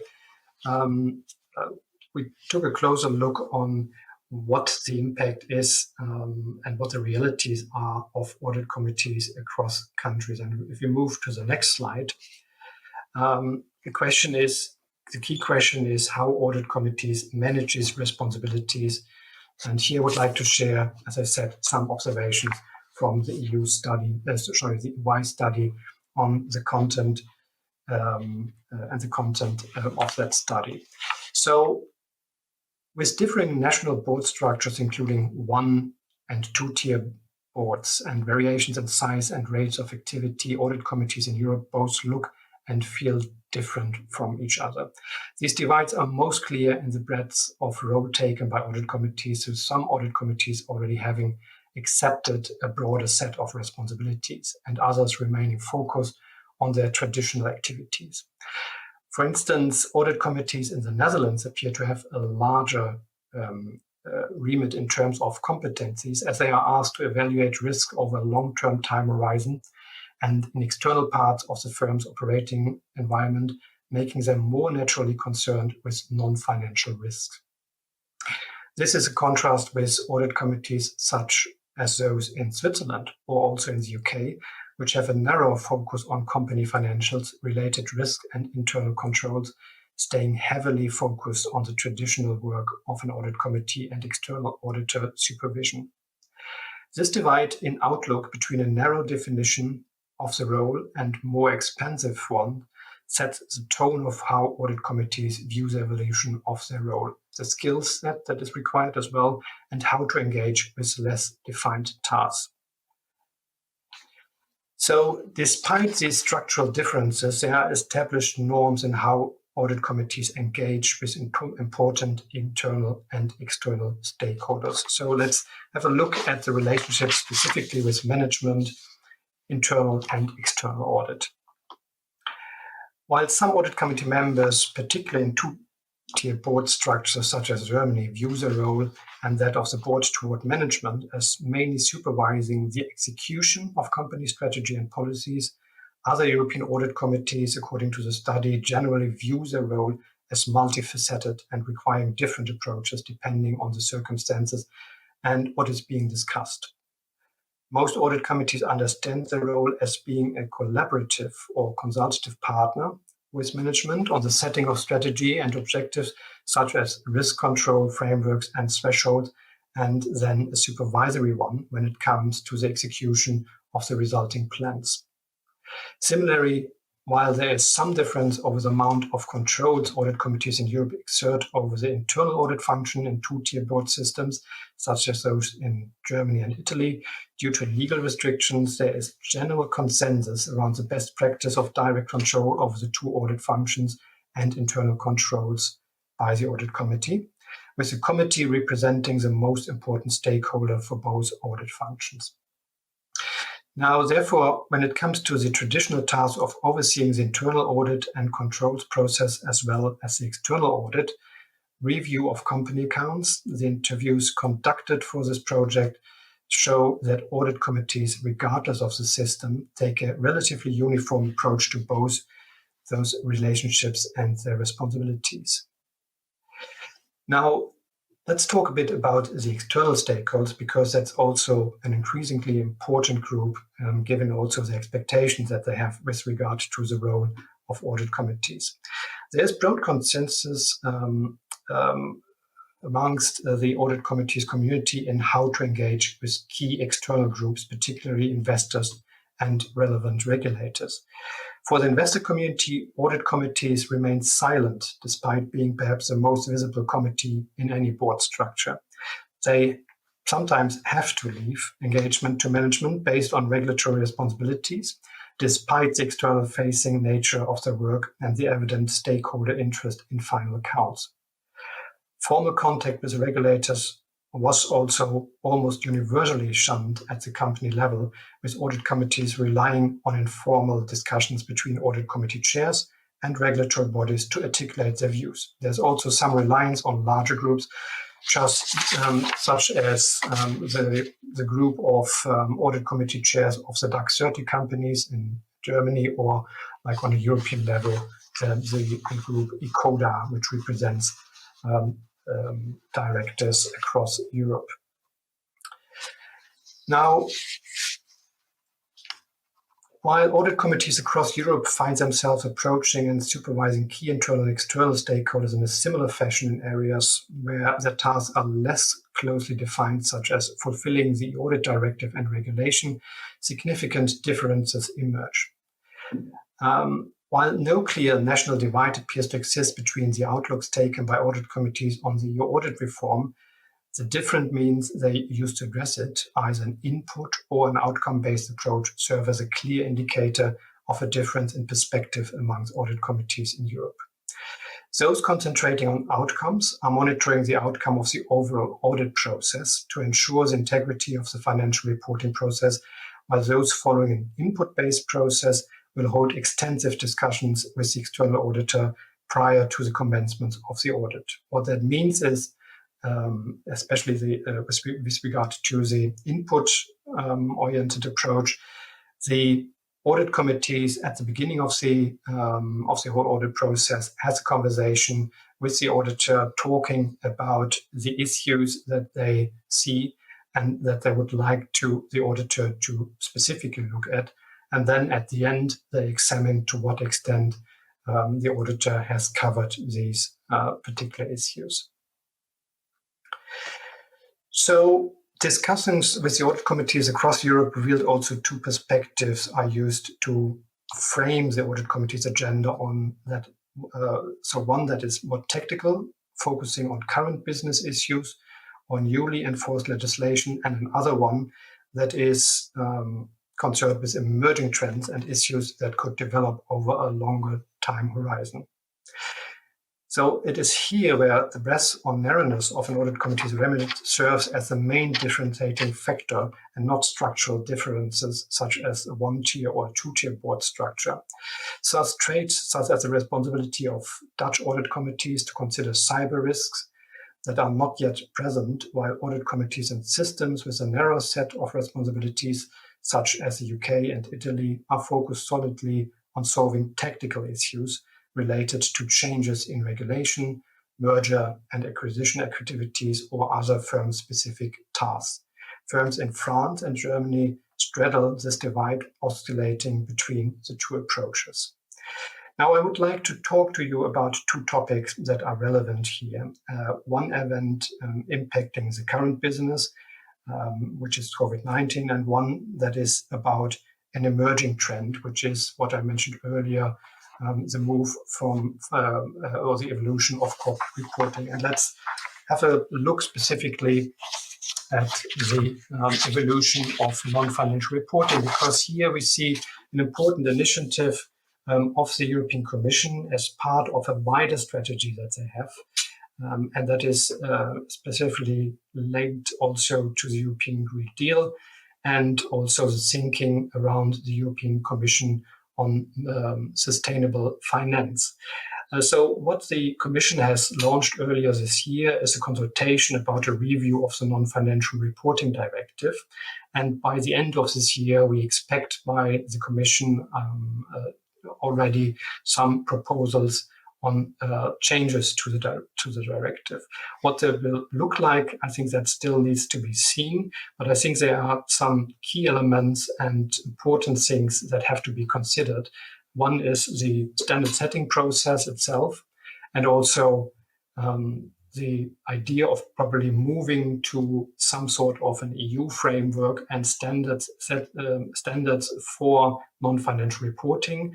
So overcoming the current situation that we have, the fragmentation in the landscape on non-financial reporting standards and framework, and also some of the standards probably falling short in order to achieve the objectives and meet the expectations of stakeholders. And the second area that is very important is also that there probably needs to be some robust external assurance on non-financial information statements. The Commission in the consultation did specifically ask also views regarding external assurance and who should be the external assurance provider. So that will certainly impact also the role and responsibility of audit committees with regard to the reporting responsibility that they have, and also overseeing external assurance work done on some of these new parts of corporate reporting. Overall, COVID-19 is certainly also a catalyst for this development. As I said, on sustainable finance and non-finance reporting. And overall, the evolution of corporate reporting is speeding up with a focus on alternative performance or so-called non-GAAP measures and non-financial reporting, such as ESG and CSR, and specifically climate change. So this will have impacts on both the reporting and assurance, as I said, and for the underlying processes as well, therefore also impacting risk management processes. Talking about risks, let's quickly move to COVID-19 as a topic and what the impact is here. And here I would like to share with you some observations that the global group of the 6 largest audit networks, the GPPC, has recently also shared with IOSCO. Here, I think it is important to talk about 3 broader impacts.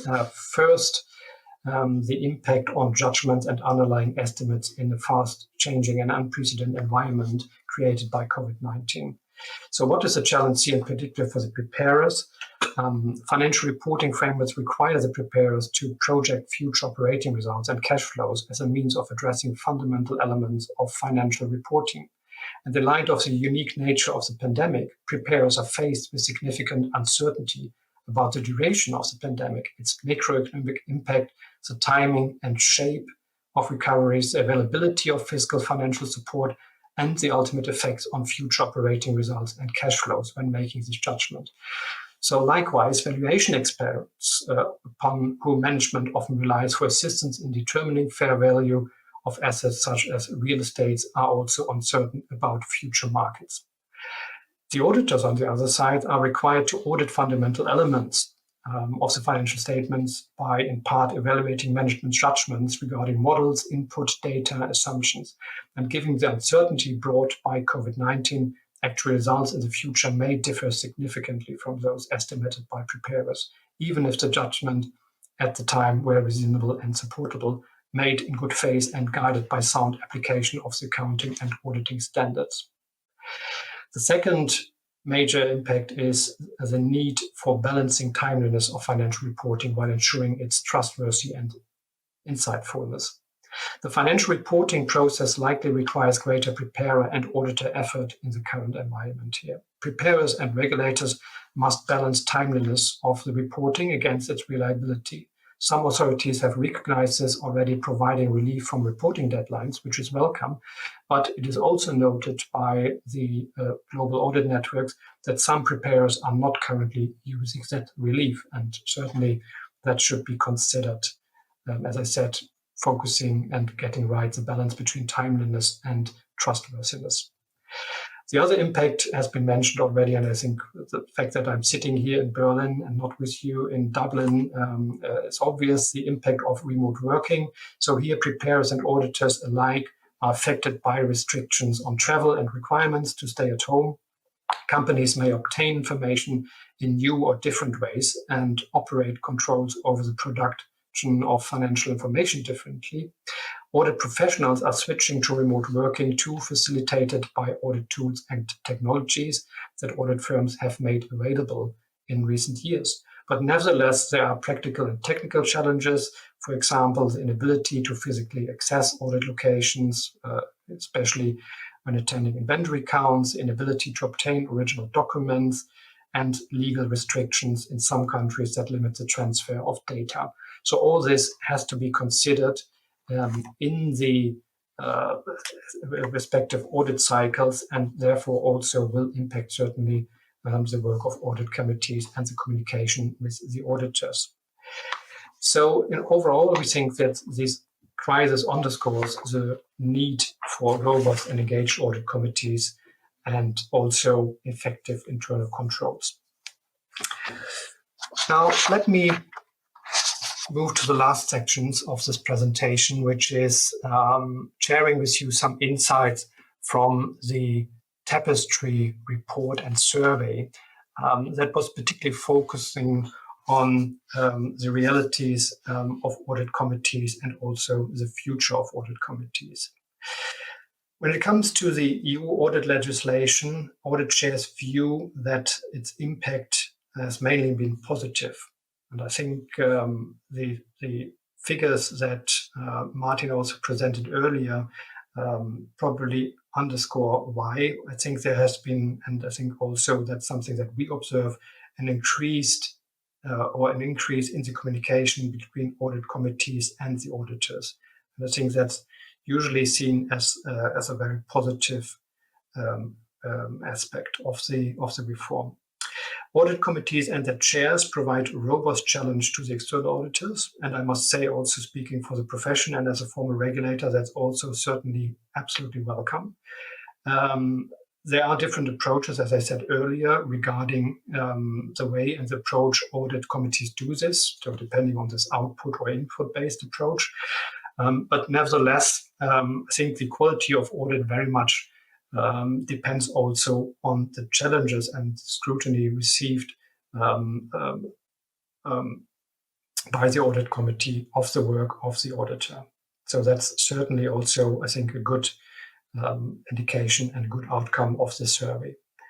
The technological transformation poses also ongoing challenges and opportunities for audit committees and their chairs. And certainly here also the impact of technologies on the audit function is an important aspect. What is also a common statement made not only here in this survey, but also in the EY report that I shared with you earlier, is that audit committees feel an increased burden, and that this quite often falls disproportionately on the audit committee chair.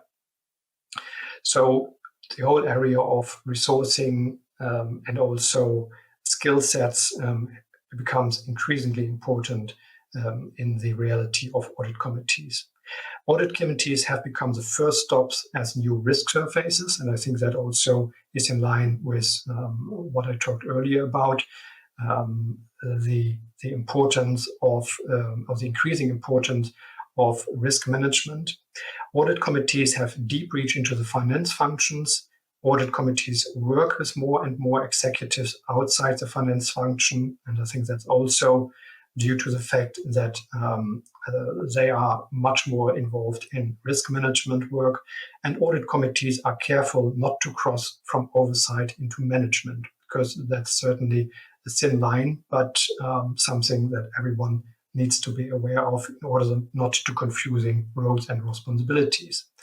So overall, and I think that shows also the other study that I shared before, there are different ways to do the job, but there's certainly not a silver bullet in doing so. So different ways to do the job well, specifically.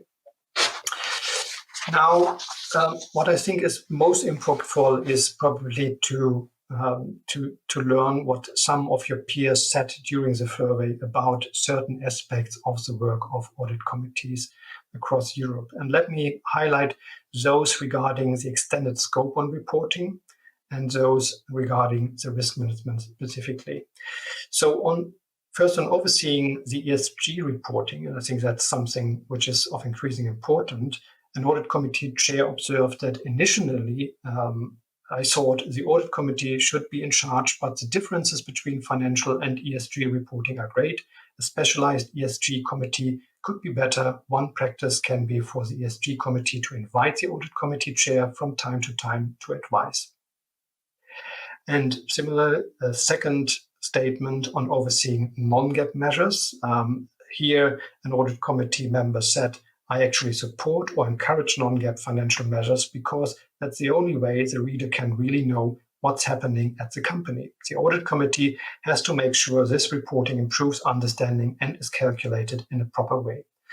So I think these two statements show on one side that there are these external expectations regarding especially non-financial measures and what the impact is on the work of audit committees. But it shows also, on the other hand, that this will require a high level of specialization and therefore probably a need for sharing responsibilities, but also close coordination amongst the specialists and different committees that might exist within a board structure. And equally also, this is relevant for risk management. And here on risk management and coordination with other committees, someone said the risk committee focuses on outcomes and the audit committee focuses on controls. We manage the overlap by having some members sit on both committees. So one way how this can be organized in a practical manner. And equally, when it comes to a specific risk, cybersecurity oversight, here's another example that shows how responsibilities are shared. the quote says, "We have split the task so that our technology committee handles the what and how, and the audit committee then assesses whether the decision process, routines, documentation, and follow-ups are implemented and followed."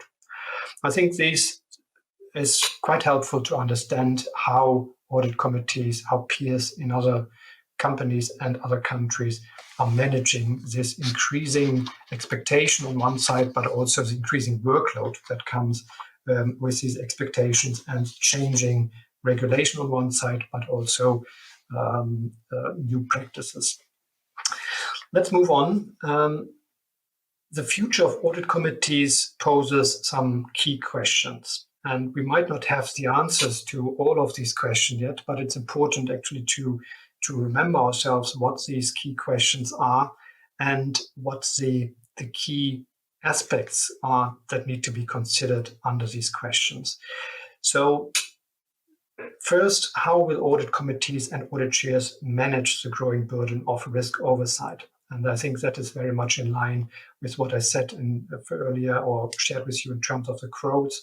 So there's an increased risk workload. The expertise in climate change and cyber risk is very important, increasingly important. So what to do about that? And also, should there be outside expertise that should be sought, or should training be expanded to increase the skill set of the existing committee members? How will audit committees oversee new types of reporting? Here, I talked already about the trend and the expected changes in the EU regulatory framework. So financial versus non-financial information, ESG performance, the stakeholder expectations around this. This was also mentioned in one of the quotes, and related control and assurance issues, and specifically also what to do about long-term value creation, because there's an increasing expectation also by regulators, policymakers, especially the European Commission, as part of the Sustainable Finance Project, that we move from short-termism to long-termism, and how to consider this in the work of audit committees. How will new technologies affect audit committees? I think I talked about this already.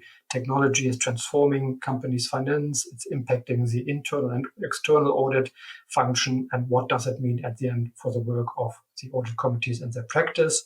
How will audit committees draw the line between oversight and management?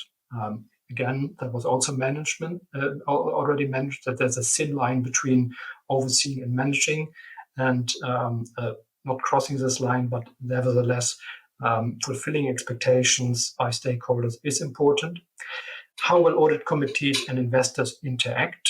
Certainly, there is room for improvement, because some of the studies and surveys say, and as I said earlier, that there's little engagement with the investor community, but it is an important community. And last but not least, where will the audit reform go from here? So we saw benefits of the current audit reform, but we also know that at this given point of time, there will be a review of the audit legislation, and that's probably also an opportunity to adapt the reform or the audit legislation on a new level to the new realities that we are living in. Specifically also, if there is an increased focus on non-financial reporting and also assurance requirement around this. So let me conclude by coming back to the introductory observation. Audit committees are undergoing a period of transition. And here, finding the effective balance between today's operational and reporting challenges and tomorrow's unseen risk is probably the greatest challenge facing European audit committees today. So in order to accomplish this task and stay fit for purpose, there are probably four things that need to be focused on. First, to establish a clear best practice for the involvement in overseeing CSR reporting and the creation of an audit. And the NFRD review is certainly speeding up this process. Acknowledge the need to add skills. They are needed not only with regard to the CSR reporting and the creation of an audit around that, but specifically also with regard to other aspects, digitalization, risk management at large. And therefore, also the third point, consider adjusting the board committee tenure to help bring in those skills at a given point in time, so that there are fresh thinkings on one side, but also new skills that can be included. And last but not least, I think what is also critical, and that goes back to also one of the observations in the study that I shared first, is that there's probably a need for a more openly and formally engagement with external stakeholders, particularly also with regulators and policymakers. And I think an event like this one is a good start, and this should definitely continue. Overall, the observation is that corporate reporting and governance that supports it needs to evolve urgently, and this will have a significant impact on the future perspective of audit committees. Thank you for your attention, and I'm happy to take any questions. Great, thank you for that, Tim. That was very interesting, lots of useful information there. And just to say, I think people were struggling to read the slides, and we will circulate the slides for all the sessions after the event, so you will be able to read the detail of that. So we do have a number of questions, I suppose, which demonstrates how interesting the session was. In the interest of time, I will just pick out one, so apologies if I don't select your question. So a query that has come in says, is there any expectation of further EU-driven changes in the medium term to the audit committee role or the auditor relationship? So Tim, I don't know if you have any views on that. Well, I think the most important one is probably indeed the review of the non-financial reporting directive. And as I said, this will certainly expand will have a significant impact on corporate reporting. And on the oversight, of course, on the reporting process for the non-financial information. And as I said, also the Commission is very much looking into the impact and the need for assurance, external assurance on this information. And at the end, when it is about auditing responsibilities or overseeing audit functions and internal controls, that's coming back then to the audit committees. So be prepared for that. And I think that's coming probably relatively fast because it has a high priority on the agenda of the European Commission. Okay, thank you very much for that. And again, apologies if I missed your question. So thank you, Tim, for joining us all the way from Germany. We really appreciate it. And it's a pity you couldn't be here, but next time. And I'll hand you back now to Martin, who is going to have a discussion with Stuart Bridges about his interactions with the regulator. Thank you.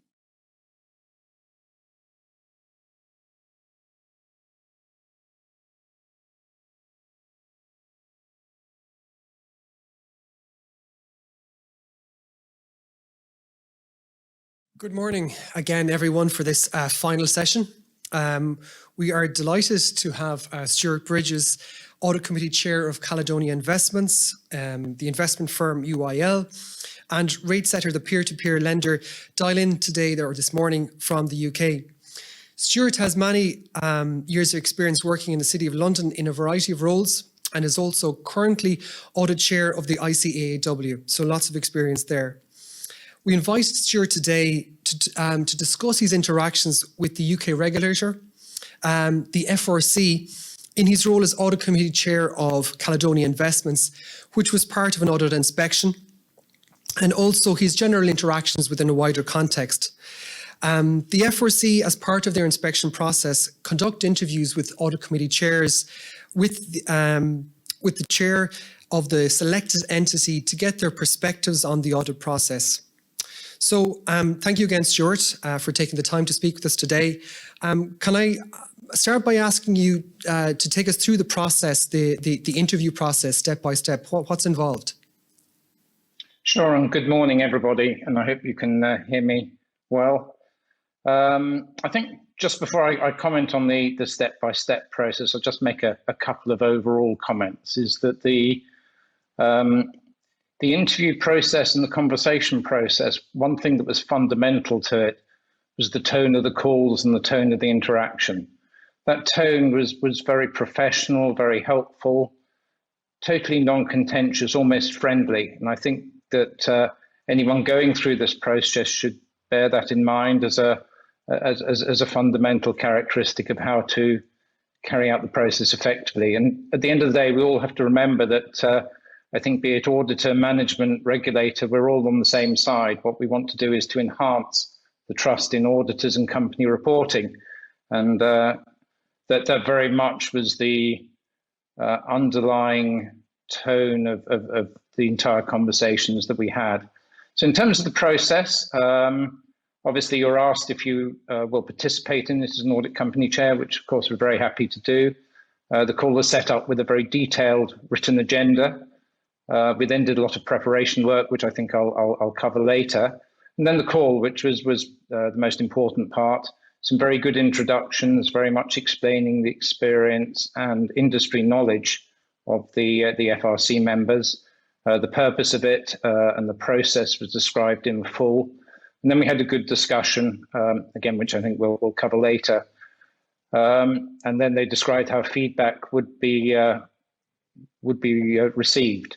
I would say that feedback, first you get it in writing, which also invites you to make a call, which I did, and I would very much encourage anybody who goes through the process as an audit chair to make the call and get verbal feedback as well as the written feedback, because I think that's invaluable. Thanks, Tim. So I think that's sorry. No, go ahead. No, I was saying that's very helpful. You mentioned that there's a degree of preparation involved in this. Can you maybe expand on that and how much preparation is involved for an interview like this? Sure. So I think to make a success of it, preparation by both sides is absolutely critical ahead of the call. So in terms of what I did on my side, I spent some time talking to others about the review process, people who've been through it, to learn as much as I could. I talked to the management and auditors to see their experience of it as well, and to ensure alignment of where we thought focus should be and questions and what was going to be asked. I informed the audit committee and asked for their comments. Several of them have been through the processes before, which gave me some invaluable feedback. And then I did some other preparation. I went and reread the relevant sections of the report and accounts to make sure that was fresh in my mind, and also the audit planning documents. So really to look at the documents that I would have seen on the audit committee that they would make reference to. Also, they specifically asked me about the auditor transparency report, so I went and read that as well and had a look at some of the other accounting firms' transparency reports to see where the differences lay. So all in all, a lot of preparation for it, as the regulator did a lot of preparation as well, and I think that was fundamental to making the call a success. And another comment I would make is I think it's quite critical that the alignment of the audit planning memo, the risk section in the main report and accounts, in the auditor's report, that drives the focus of the review. And very much, I think if you get that flow right, it helps the focus of the report and making sure that the review is done efficiently. Thanks, Tim. You mentioned there just that you got assistance, or you sought the views of the audit committee, I think, which is probably very useful. Did you go to any other areas? Did you talk to the board, or for example, or management or auditors in terms of preparation, or were they able to provide any assistance to you? Yeah, so certainly the audit committee was very useful because of their knowledge of the previous reviews. I would say fairly little input from other board members who knew little of the process. Some helpful discussions with management, but probably the most important discussion was with the auditors, who obviously have a major focus on this and a lot of past experience of it. So to take you through the process and really let you understand what you may or may not be asked and allow you to prepare for it better. And in terms of key learnings, like what did you get from it, like aside from the process itself? Like what was good for you? So I think I learned a lot through the process. One, fascinating to go through it and to learn how the regulator carries out the reviews and the quality of that work that is done. Very important for me to know the experience of the team at the regulator and their industry knowledge, and glad to say that was a very, very experienced team. And you came away with a good comfort that you knew they were going to look into the right areas and really be efficient with their time in going through the review. Second, I learned that they were well prepared. As I said, I think preparation is essential to it. But their knowledge of the company was good. The knowledge of the industry was good.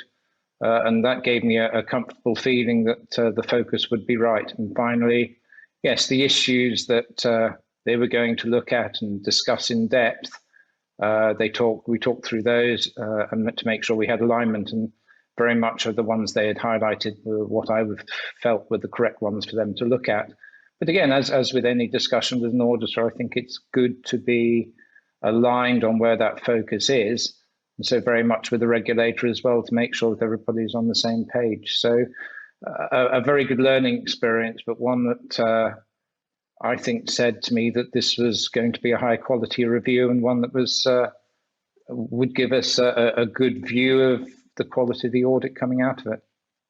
So what I'm hearing is it sounds like there was a lot of good benefits to taking part in the process. What do you think are key takeaways or the key benefits from this? You know, because it's time consuming. What did you feel was the most important benefits that you took from it? I think to on a periodic basis have an external view of the quality of the audit work is a very good comfort for the audit committee and for management, and as well as the auditors. I think the benefits of taking part very much were to have some independent feedback to the audit committee. Obviously, one of the responsibilities of the audit committee is to monitor the effectiveness of the external auditor. And actually, it's very nice to get, if you like, the professional regulators having a very in-depth look at that and giving you feedback, and in our case, a very positive outcome. I think the benefits of taking part were that I think we helped ensure a good experience for everybody in the process, that we didn't feel that the wrong questions were being asked, time was being wasted, or that the review was not going to give us an outcome and a result that we felt was worthy of all the audit work that had been done. And part of that, of course, is that the focus of the review is on the key areas and not on the immaterial areas. I think the third thing is that it allowed the audit committee an input to the process, which I very much welcomed, to make sure that there wasn't an area that was going to be missed or not covered in the review. So as I said earlier, I think from the audit committee's point of view, the company's point of view, and the management's point of view, to have an external review of that process and independent feedback on the audit, I think is very welcome and a very good experience to go through. So I suppose what I'm hearing altogether, it sounds like it was a useful exercise. I'm just going to move on slightly maybe and talk about messaging to the market. In terms of messaging after the inspection was completed, how did you manage messaging, if any, of the outcome in the market? Like, did you report? And what advice could you give to audit committee chairs on reporting of inspections? So I think that's something that's been much debated in the market. Obviously, it's not a requirement to disclose that the inspection took place, and nor do I actually think that it should be a mandatory or a requirement to disclose that. As we had a good outcome, we very much wanted to disclose it, so we did disclose it in our report and accounts. And I think that for the shareholders and others who read the report and accounts would be a very welcome message. Messaging, if it was not such a positive result, I think you would need to think about very carefully. But I do think that to make the most of the reviews and benefit from it, that the company should take heed of the messages that you get and any comments you get back from it, and act on those and debate if you do want to make a comment in the report and accounts, which is the obvious place, I think, to make the comment. And just the last point on that, did you monitor the market after you had put out the message around the inspection, so the disclosure of the inspection? Was there an impact, or did you notice was there any discernible impact in it? or from it? Well, as I said, I mean, it was a very positive message to the market, but I think it's quite hard to monitor it. I mean, one of your earlier sessions, you were discussing investor engagement with audit committees and with these reports, and it's perhaps not as great as it could be. So I think very hard to monitor, and I think probably would have monitored more had we had a negative message. But overall, it comes back to the level of investor engagement that you covered in the previous session, which actually isn't that high, I think, with audit committee chairman. And taken from a regulatory perspective, or I suppose benefits for regulators, do you believe the involvement of audit committee chairs in the inspection process has led to improvement in, I suppose, the inspection process, but maybe more general improvement in the quality of audits as well? I mean, very good question. I would have said yes. I very much hope that it has led to an improvement in both inspections and audits. And obviously, you would hope that inspections improve the quality of audits in themselves. So I think being part of that chain, being part of ensuring that the focus is right, and creating an independent feedback loop, I think, to the company from the regulator, as I said before, is fundamentally important. So yes, I think it's improved it. I think the understanding the process is important to the company.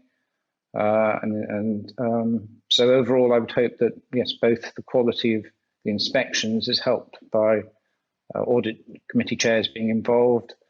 And I think the openness of that dialogue is very good. And also that should lead to better audits, both because I think the auditors know that they have to report to the audit committee and that's being looked at in this way, but also the mere fact that the inspection is happening, I think, improves quality of audits as well. Thank you. Could you give 3 tips to audit committee chairs on how to prepare for regulatory meetings, and how do you get the most out of them? I think, I mean, it's a specific regulator meeting. I mean, obviously, I come from regulated industries where I know a lot of regulators very well. And I suppose my tip when I'm standardly dealing with a regulator is that you make sure you see them once, twice a year. You make sure they're up to speed on your company and they're knowledgeable about it. So that if you do have an issue, that they're up to speed and you're just discussing the issue. This is slightly different because it's almost a one-off that you will probably be the, once every 5 years or more that you'll have this interaction with the inspectors.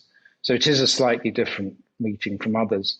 I would say from my call, and this is really reiterating what I said earlier, the tone of the call must be positive, must be cooperative. And I think that's probably the most fundamental thing, that you do remember that all sides are really looking for the same outcome.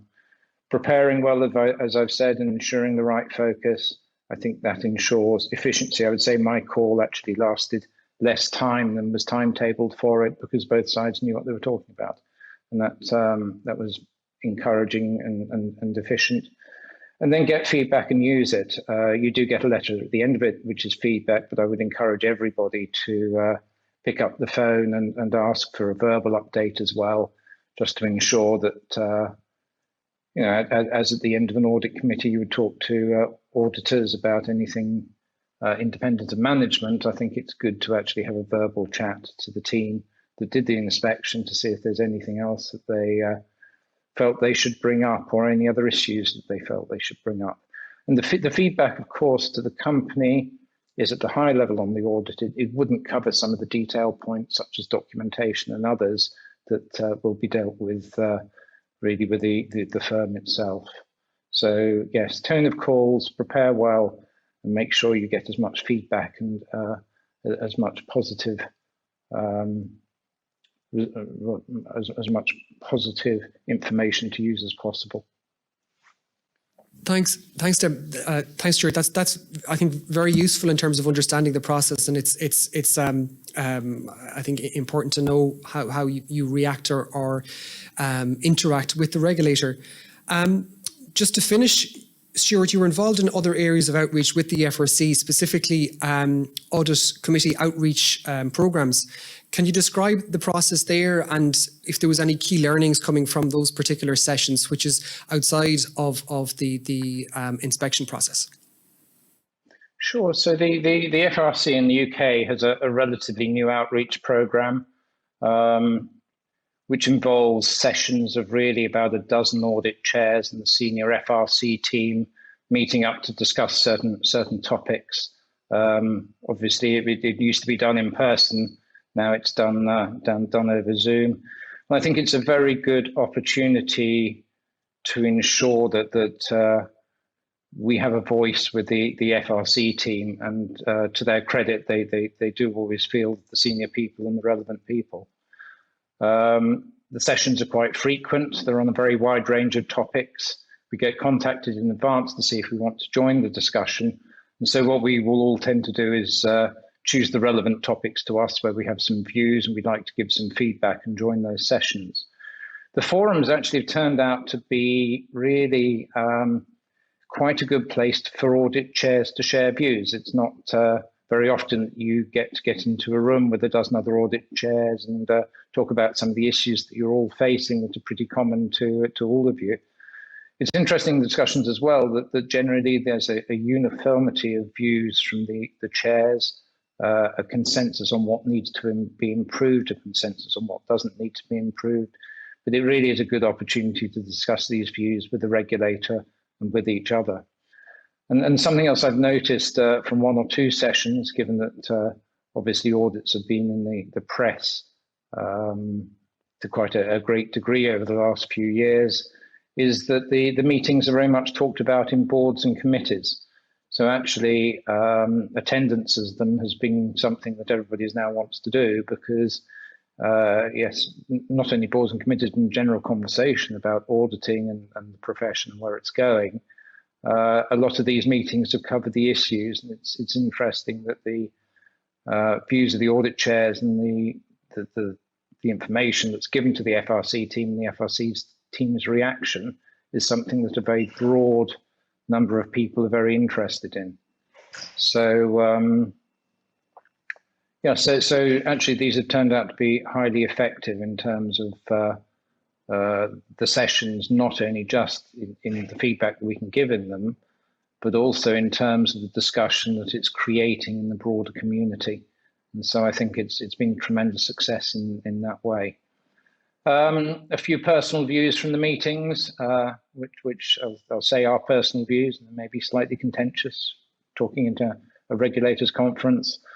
One of the first questions we asked was, are there any statistics on why companies fail? Because it's very easy to go to the popular press and see that the auditor is responsible for all of it.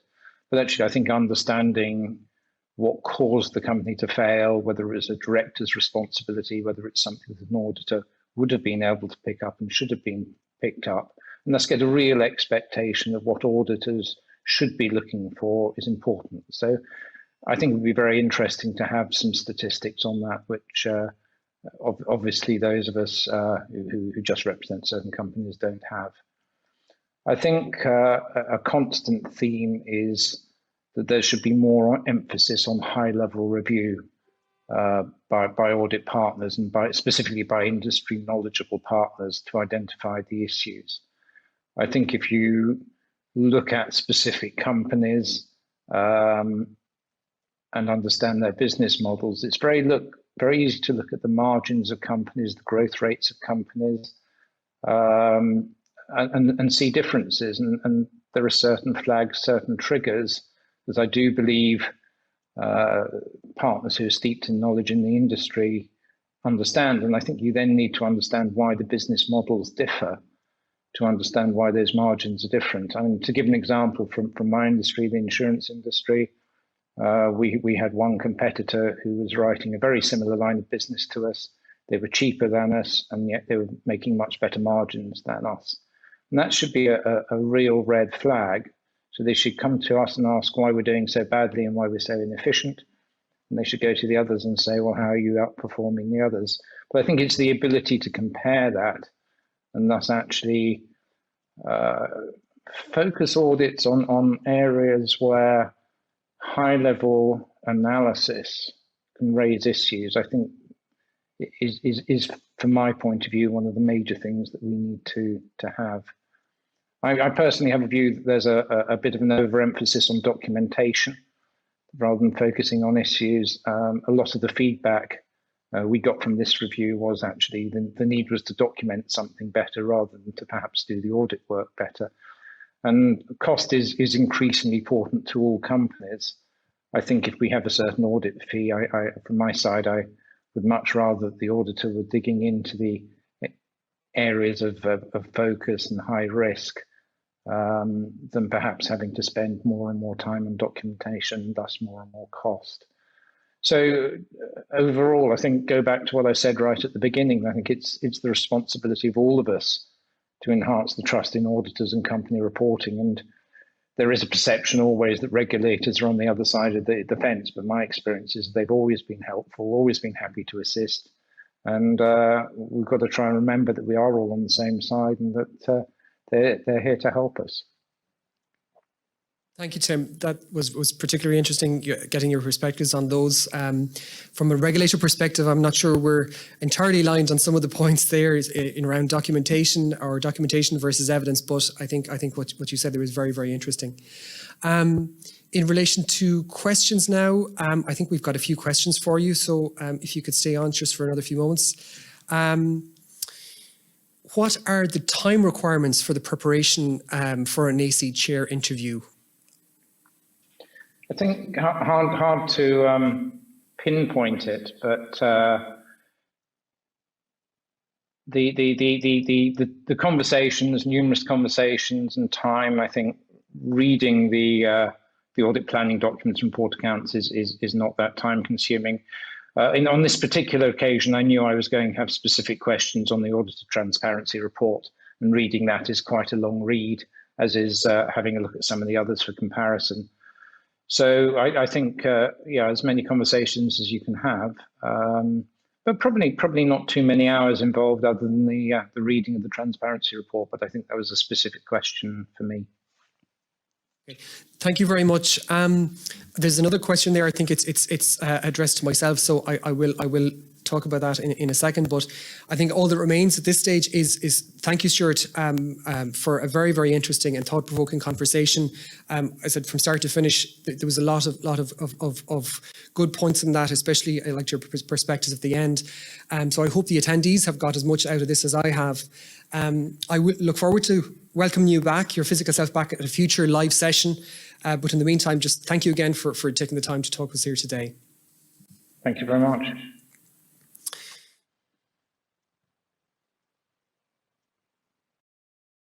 Guested, and to answer the question that was put up there, is IAASA considering similar interactions with audit chairs? Yes, audit committee interviews is something that we're hoping to implement in the short term. We're currently putting in steps in place so that we can roll out interviews with audit committee chairs as part of the audit inspection process. The focus would be on a call or meeting before the inspection to get views from the audit committee chair on the audit and how the audit process works. After the inspection, we would envisage a debrief very, very similar to the process that Stuart had outlined there. But again, it will be rolled out on a phased basis. So that's it from this session. Thank you for your attention. And again, thank you to Stuart for that. I'm going to hand you now over to Kevin just for his closing comments.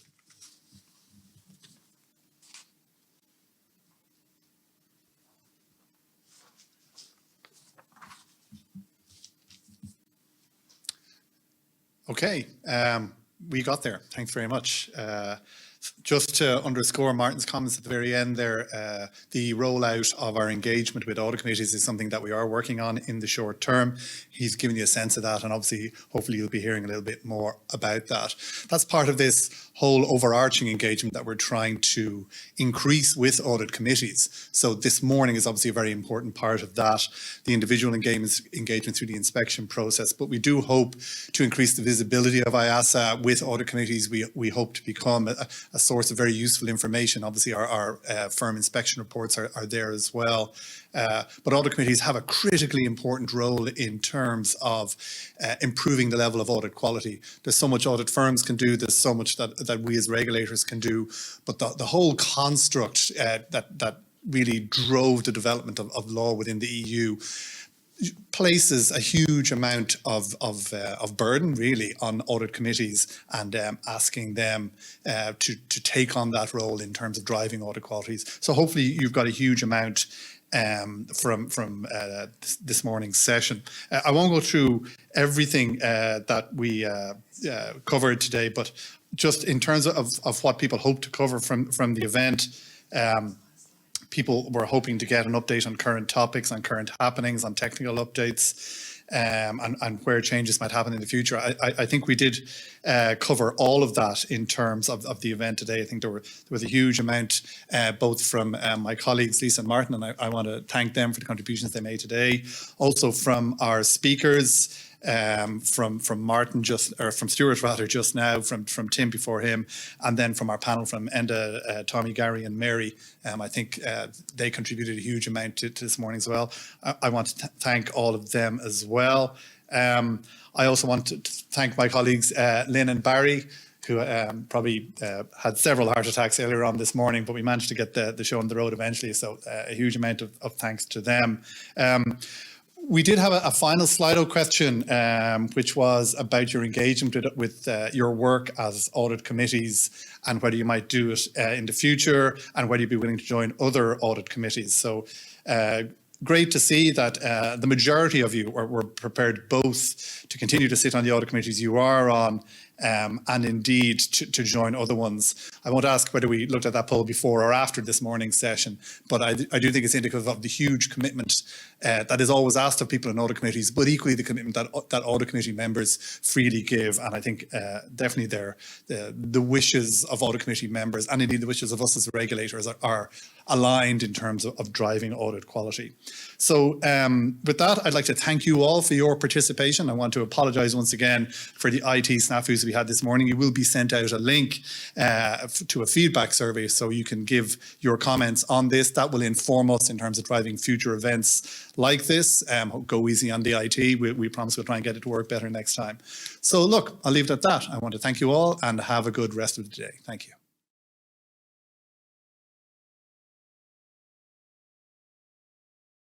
Hello, I'm going to outline for you today the various functions that IAASA has, and these are all given to us in the Companies Act 2014.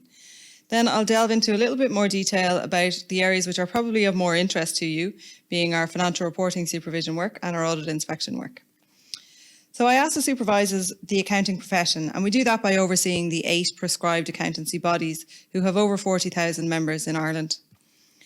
European legislation then makes IAASA ultimately responsible for statutory auditors in Ireland, and we have over 4,000 of those at the end of 2019. So 5 of the 8 prescribed accountancy bodies that I mentioned earlier are also recognised accountancy bodies, or RABs. And what that means is that they can award an audit firm or an individual a licence to carry out statutory audits in Ireland. And there are some matters in relation to those auditors which are assigned to the RABs in law, and they relate to areas such as education, registration, CPD, and the inspection and investigation of non-PI matters. So we oversee this work that the RABs do, and we also carry out some tasks directly as they relate to PI audits. And public interest entities, I'm sure you all know, but just to run over that, is a listed entity, a credit institution, or an insurance undertaking. Another task we have is to assess the financial statements of certain entities for compliance with the financial reporting standards.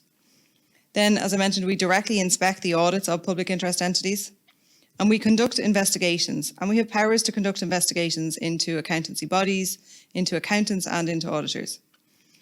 We adopt the auditing standards that are used for all statutory auditors in Ireland, and we have some other functions that are assigned to us in relation to liquidators, third country auditors, and we've provided advice to the Minister as requested. Moving on to the next slide then, which explains what we don't do. So what we don't have direct oversight of audit committees or directors. So the ODCE retains jurisdiction in that area. However, we do have some responsibilities in assessing audit committees, and that has been covered in the other session from my colleague Martin. So this slide, the next slide, sorry, gives some statistics in relation to our functions. And all of these figures are as at the end of 2019. So we have 8 prescribed accountancy bodies, and as I mentioned, 5 of those are recognised accountancy bodies as well. There's 40,000 PAB members in Ireland. There's over 4,000 auditors. 8 of those audit pies. There's about 750 public interest entities and 95 issuers.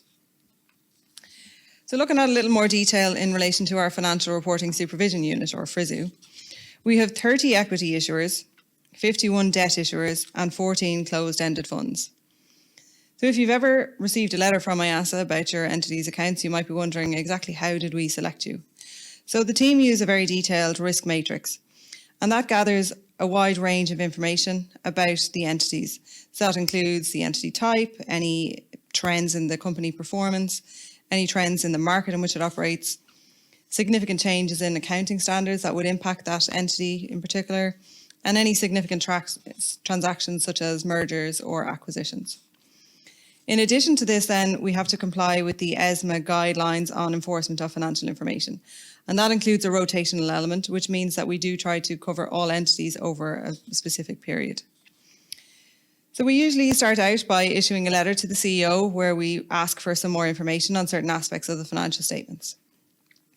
Following that, the CEO may respond, or they may nominate other people in the organisation to talk to us. And we're happy to talk to people as well as correspond by letter. And sometimes companies will want their auditors involved in those conversations, and that's absolutely fine as well.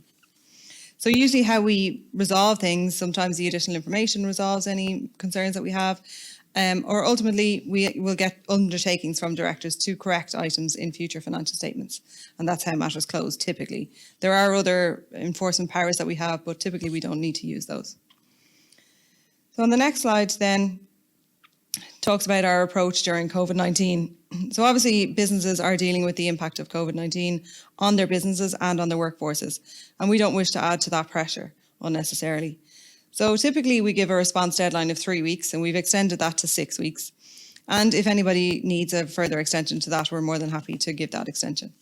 And as I said earlier, we remain open to discussion in advance of replying to the letter formally.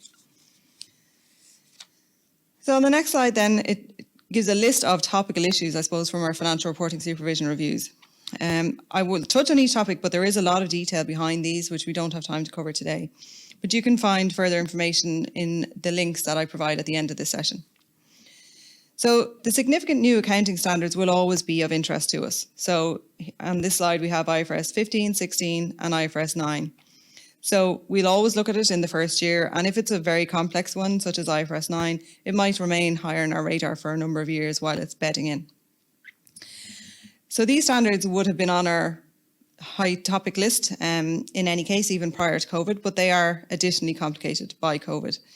And in fact, in IFRS 16 and IFRS 9, ESMA have issued COVID-specific guidance for preparers. So some of the other items that are listed here, again, are of particular interest in light of COVID, like going concern, bank covenants and impairment. So the COVID has obviously given rise to very significant uncertainties, and that presents difficulties for entities and for their auditors in forecasting future events. So that will make impairment and going concern assessments more difficult than they would be. In terms of bank covenants, entities might be facing a situation where they're in breach of their bank covenants for the first time ever. And there are a number of disclosure requirements when that happens. So we want to make sure that people comply with all of that, even if the breach of bank covenants is a temporary situation. Alternative performance measures is an area that has been high on our radar for a number of years. And we continue to find issues with the alternative performance measures that are included in financial statements. And again, in light of COVID-19, that might be a particular issue this year where entities might wish to try to isolate the impact of COVID-19 has had on their business. So at a high level, what I would say is that it's really important that issuers ensure, if you're using an APM, that you make sure that it is clearly reconciled back to the audited numbers. So on the next slide then, we have a number of documents. So both IAASA and ESMA issue fairly regular publications actually, and particularly around this time of year. There are publications which are specifically designed to help preparers get ready for the December year ends. So IAASA's observations documents will be out in the next couple of weeks. And then towards the end of October, we'd expect that ESMA will issue their Common Enforcement Priority Document, which guides all of the European accounting enforcers as to what topics they should look at in the coming year. So if you're not already registered for alerts on our website, you might find it useful to do that, and then you'll get a notification when these publications are ready. So moving on then to our audit inspection work. This graph gives us a snapshot of the PI population, and these entities are all audited by 8 firms as at the end of 2019. So as you can see, there is a reduction in the number of PIs between 2018 and 2019, most significantly being in insurance undertakings and listed funds. And this is a trend, I suppose, that we've seen in recent years. So when we started this work in 2016, we had about 1,100 PIs, and we're down to 750. So that is an interesting trend, I suppose, and anecdotally, I suppose what we hear is that certain entities are maybe moving to a secondary listing, or just reassessing whether that legal entity is required anymore. So moving on to the next slide then. When we carry out our audit inspection work, our ultimate aim is just to improve the high quality auditing and to promote that. So we visit all of the PI firms on an annual basis. And when we're there, we look at firm-wide controls and we select a number of audits and we inspect those audits as well. So the number of audits that we select is dependent on the size of the firm, the risk profile of the firm itself, and of their audit portfolio. So we have a risk matrix which is quite similar to the financial reporting one that I discussed earlier, but includes some additional information specific to the auditor. So prior to COVID, we used to go out to a firm's office and our inspectors would be there and carry out this work. But since COVID, obviously nobody is able to do that. But all of the firms have engaged pretty well with us, and we have solutions in place for all firms, and our work has continued pretty much uninterrupted. So in 2019, we carried out our second round of inspections, and then we published those reports in March of this year. So the reports give full detail of our findings in relation to the firm-wide control systems, and they provide a summary of the results of the individual audit inspections. So audit committees of public interest entities are required to consider these reports when they're appointing new auditors. So on the next slide then, this shows our grading system. So when we complete the inspection of an individual audit, we assign a grade to it. And that sort of gives a comparable summary perspective on our view of the quality of that audit for the areas we reviewed. So these range from a grade of 1, which is a pretty good audit where we have no particular concerns, down to a grade of 4, where we have quite significant concerns about the sufficiency or quality of the audit evidence or audit judgments. And when we're done, then 2 things will happen. So our inspection team will issue recommendations to the firm, and the firms have 12 months to implement those recommendations to our satisfaction. Then also the inspection team will always consider whether any of the matters we've identified warrant referral to our enforcement unit. So on the next slide, we have a graph here, and this summarises the results of the audits that we inspected in 2019. So as you can see here, 71% of the audits we inspected achieved a grade of 1 or 2. And that means that audit quality was of a reasonably good standard. There might be some minor matters for improvement, but we're not particularly concerned. 17% of those were awarded a grade of 3, and 12% were awarded a grade of 4. The next slide then, again, gives a high-level picture of some of the key findings that we found and recurring findings that we found.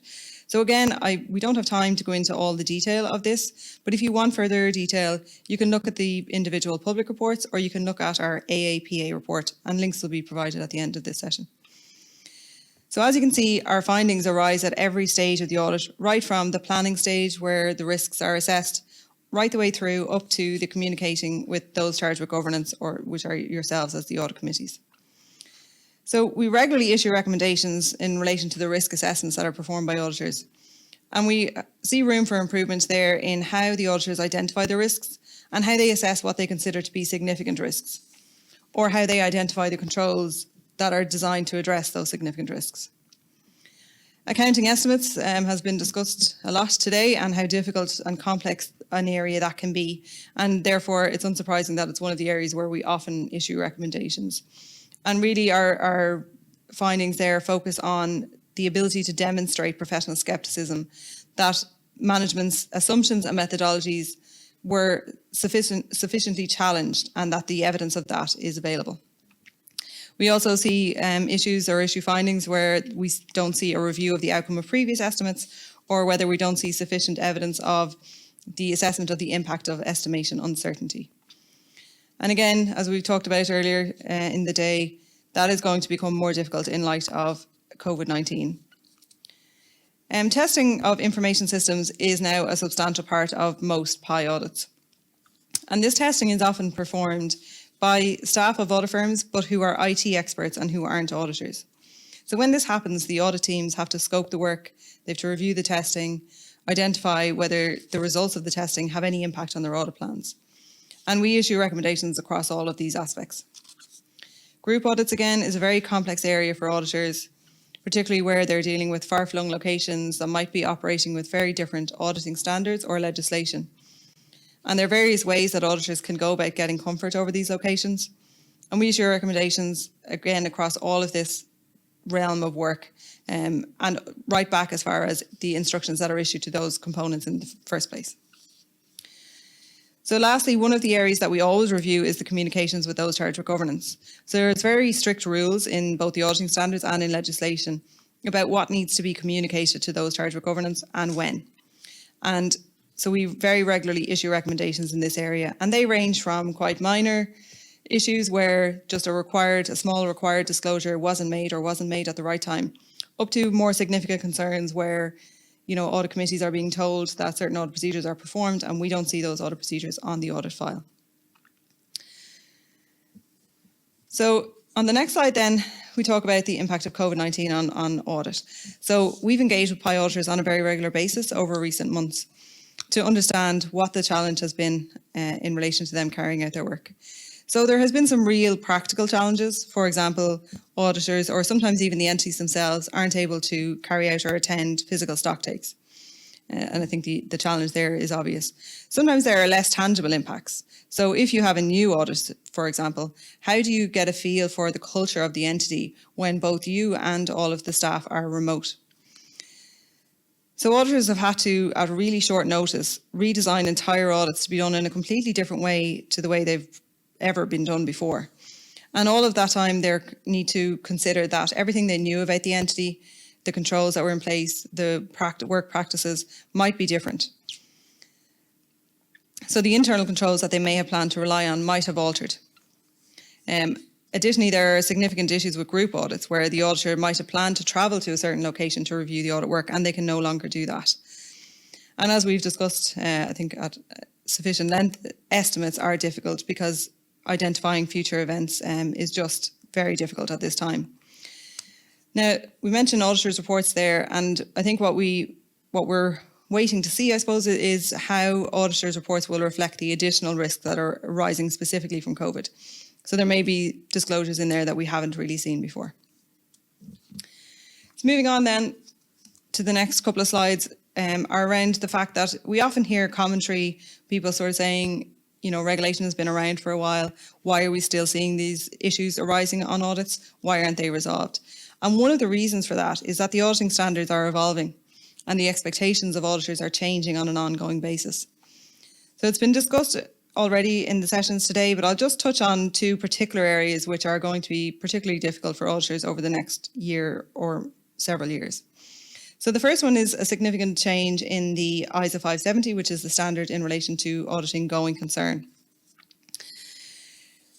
So this standard was effective for periods beginning on or after 15th of December 2019. So really auditors are going to be dealing with that standard now and into the future, when they'll also be dealing with the impact of COVID-19 on going concern. So there's a number of new definitions have been added to the standards, and there's increased requirements for auditors. And they really put a lot more requirements on auditors to demonstrate the rigour with which they've challenged and assessed management's assessment of going concern, and as well as looking at the quality of their reporting on going concern. So on the next slide then we talk about the standard in relation to auditing accounting estimates. This has the same effective date as the going concern. And again, they're doing this additional testing all while dealing with the additional impact of COVID-19. So this is going to be really difficult for auditors in the coming year or two.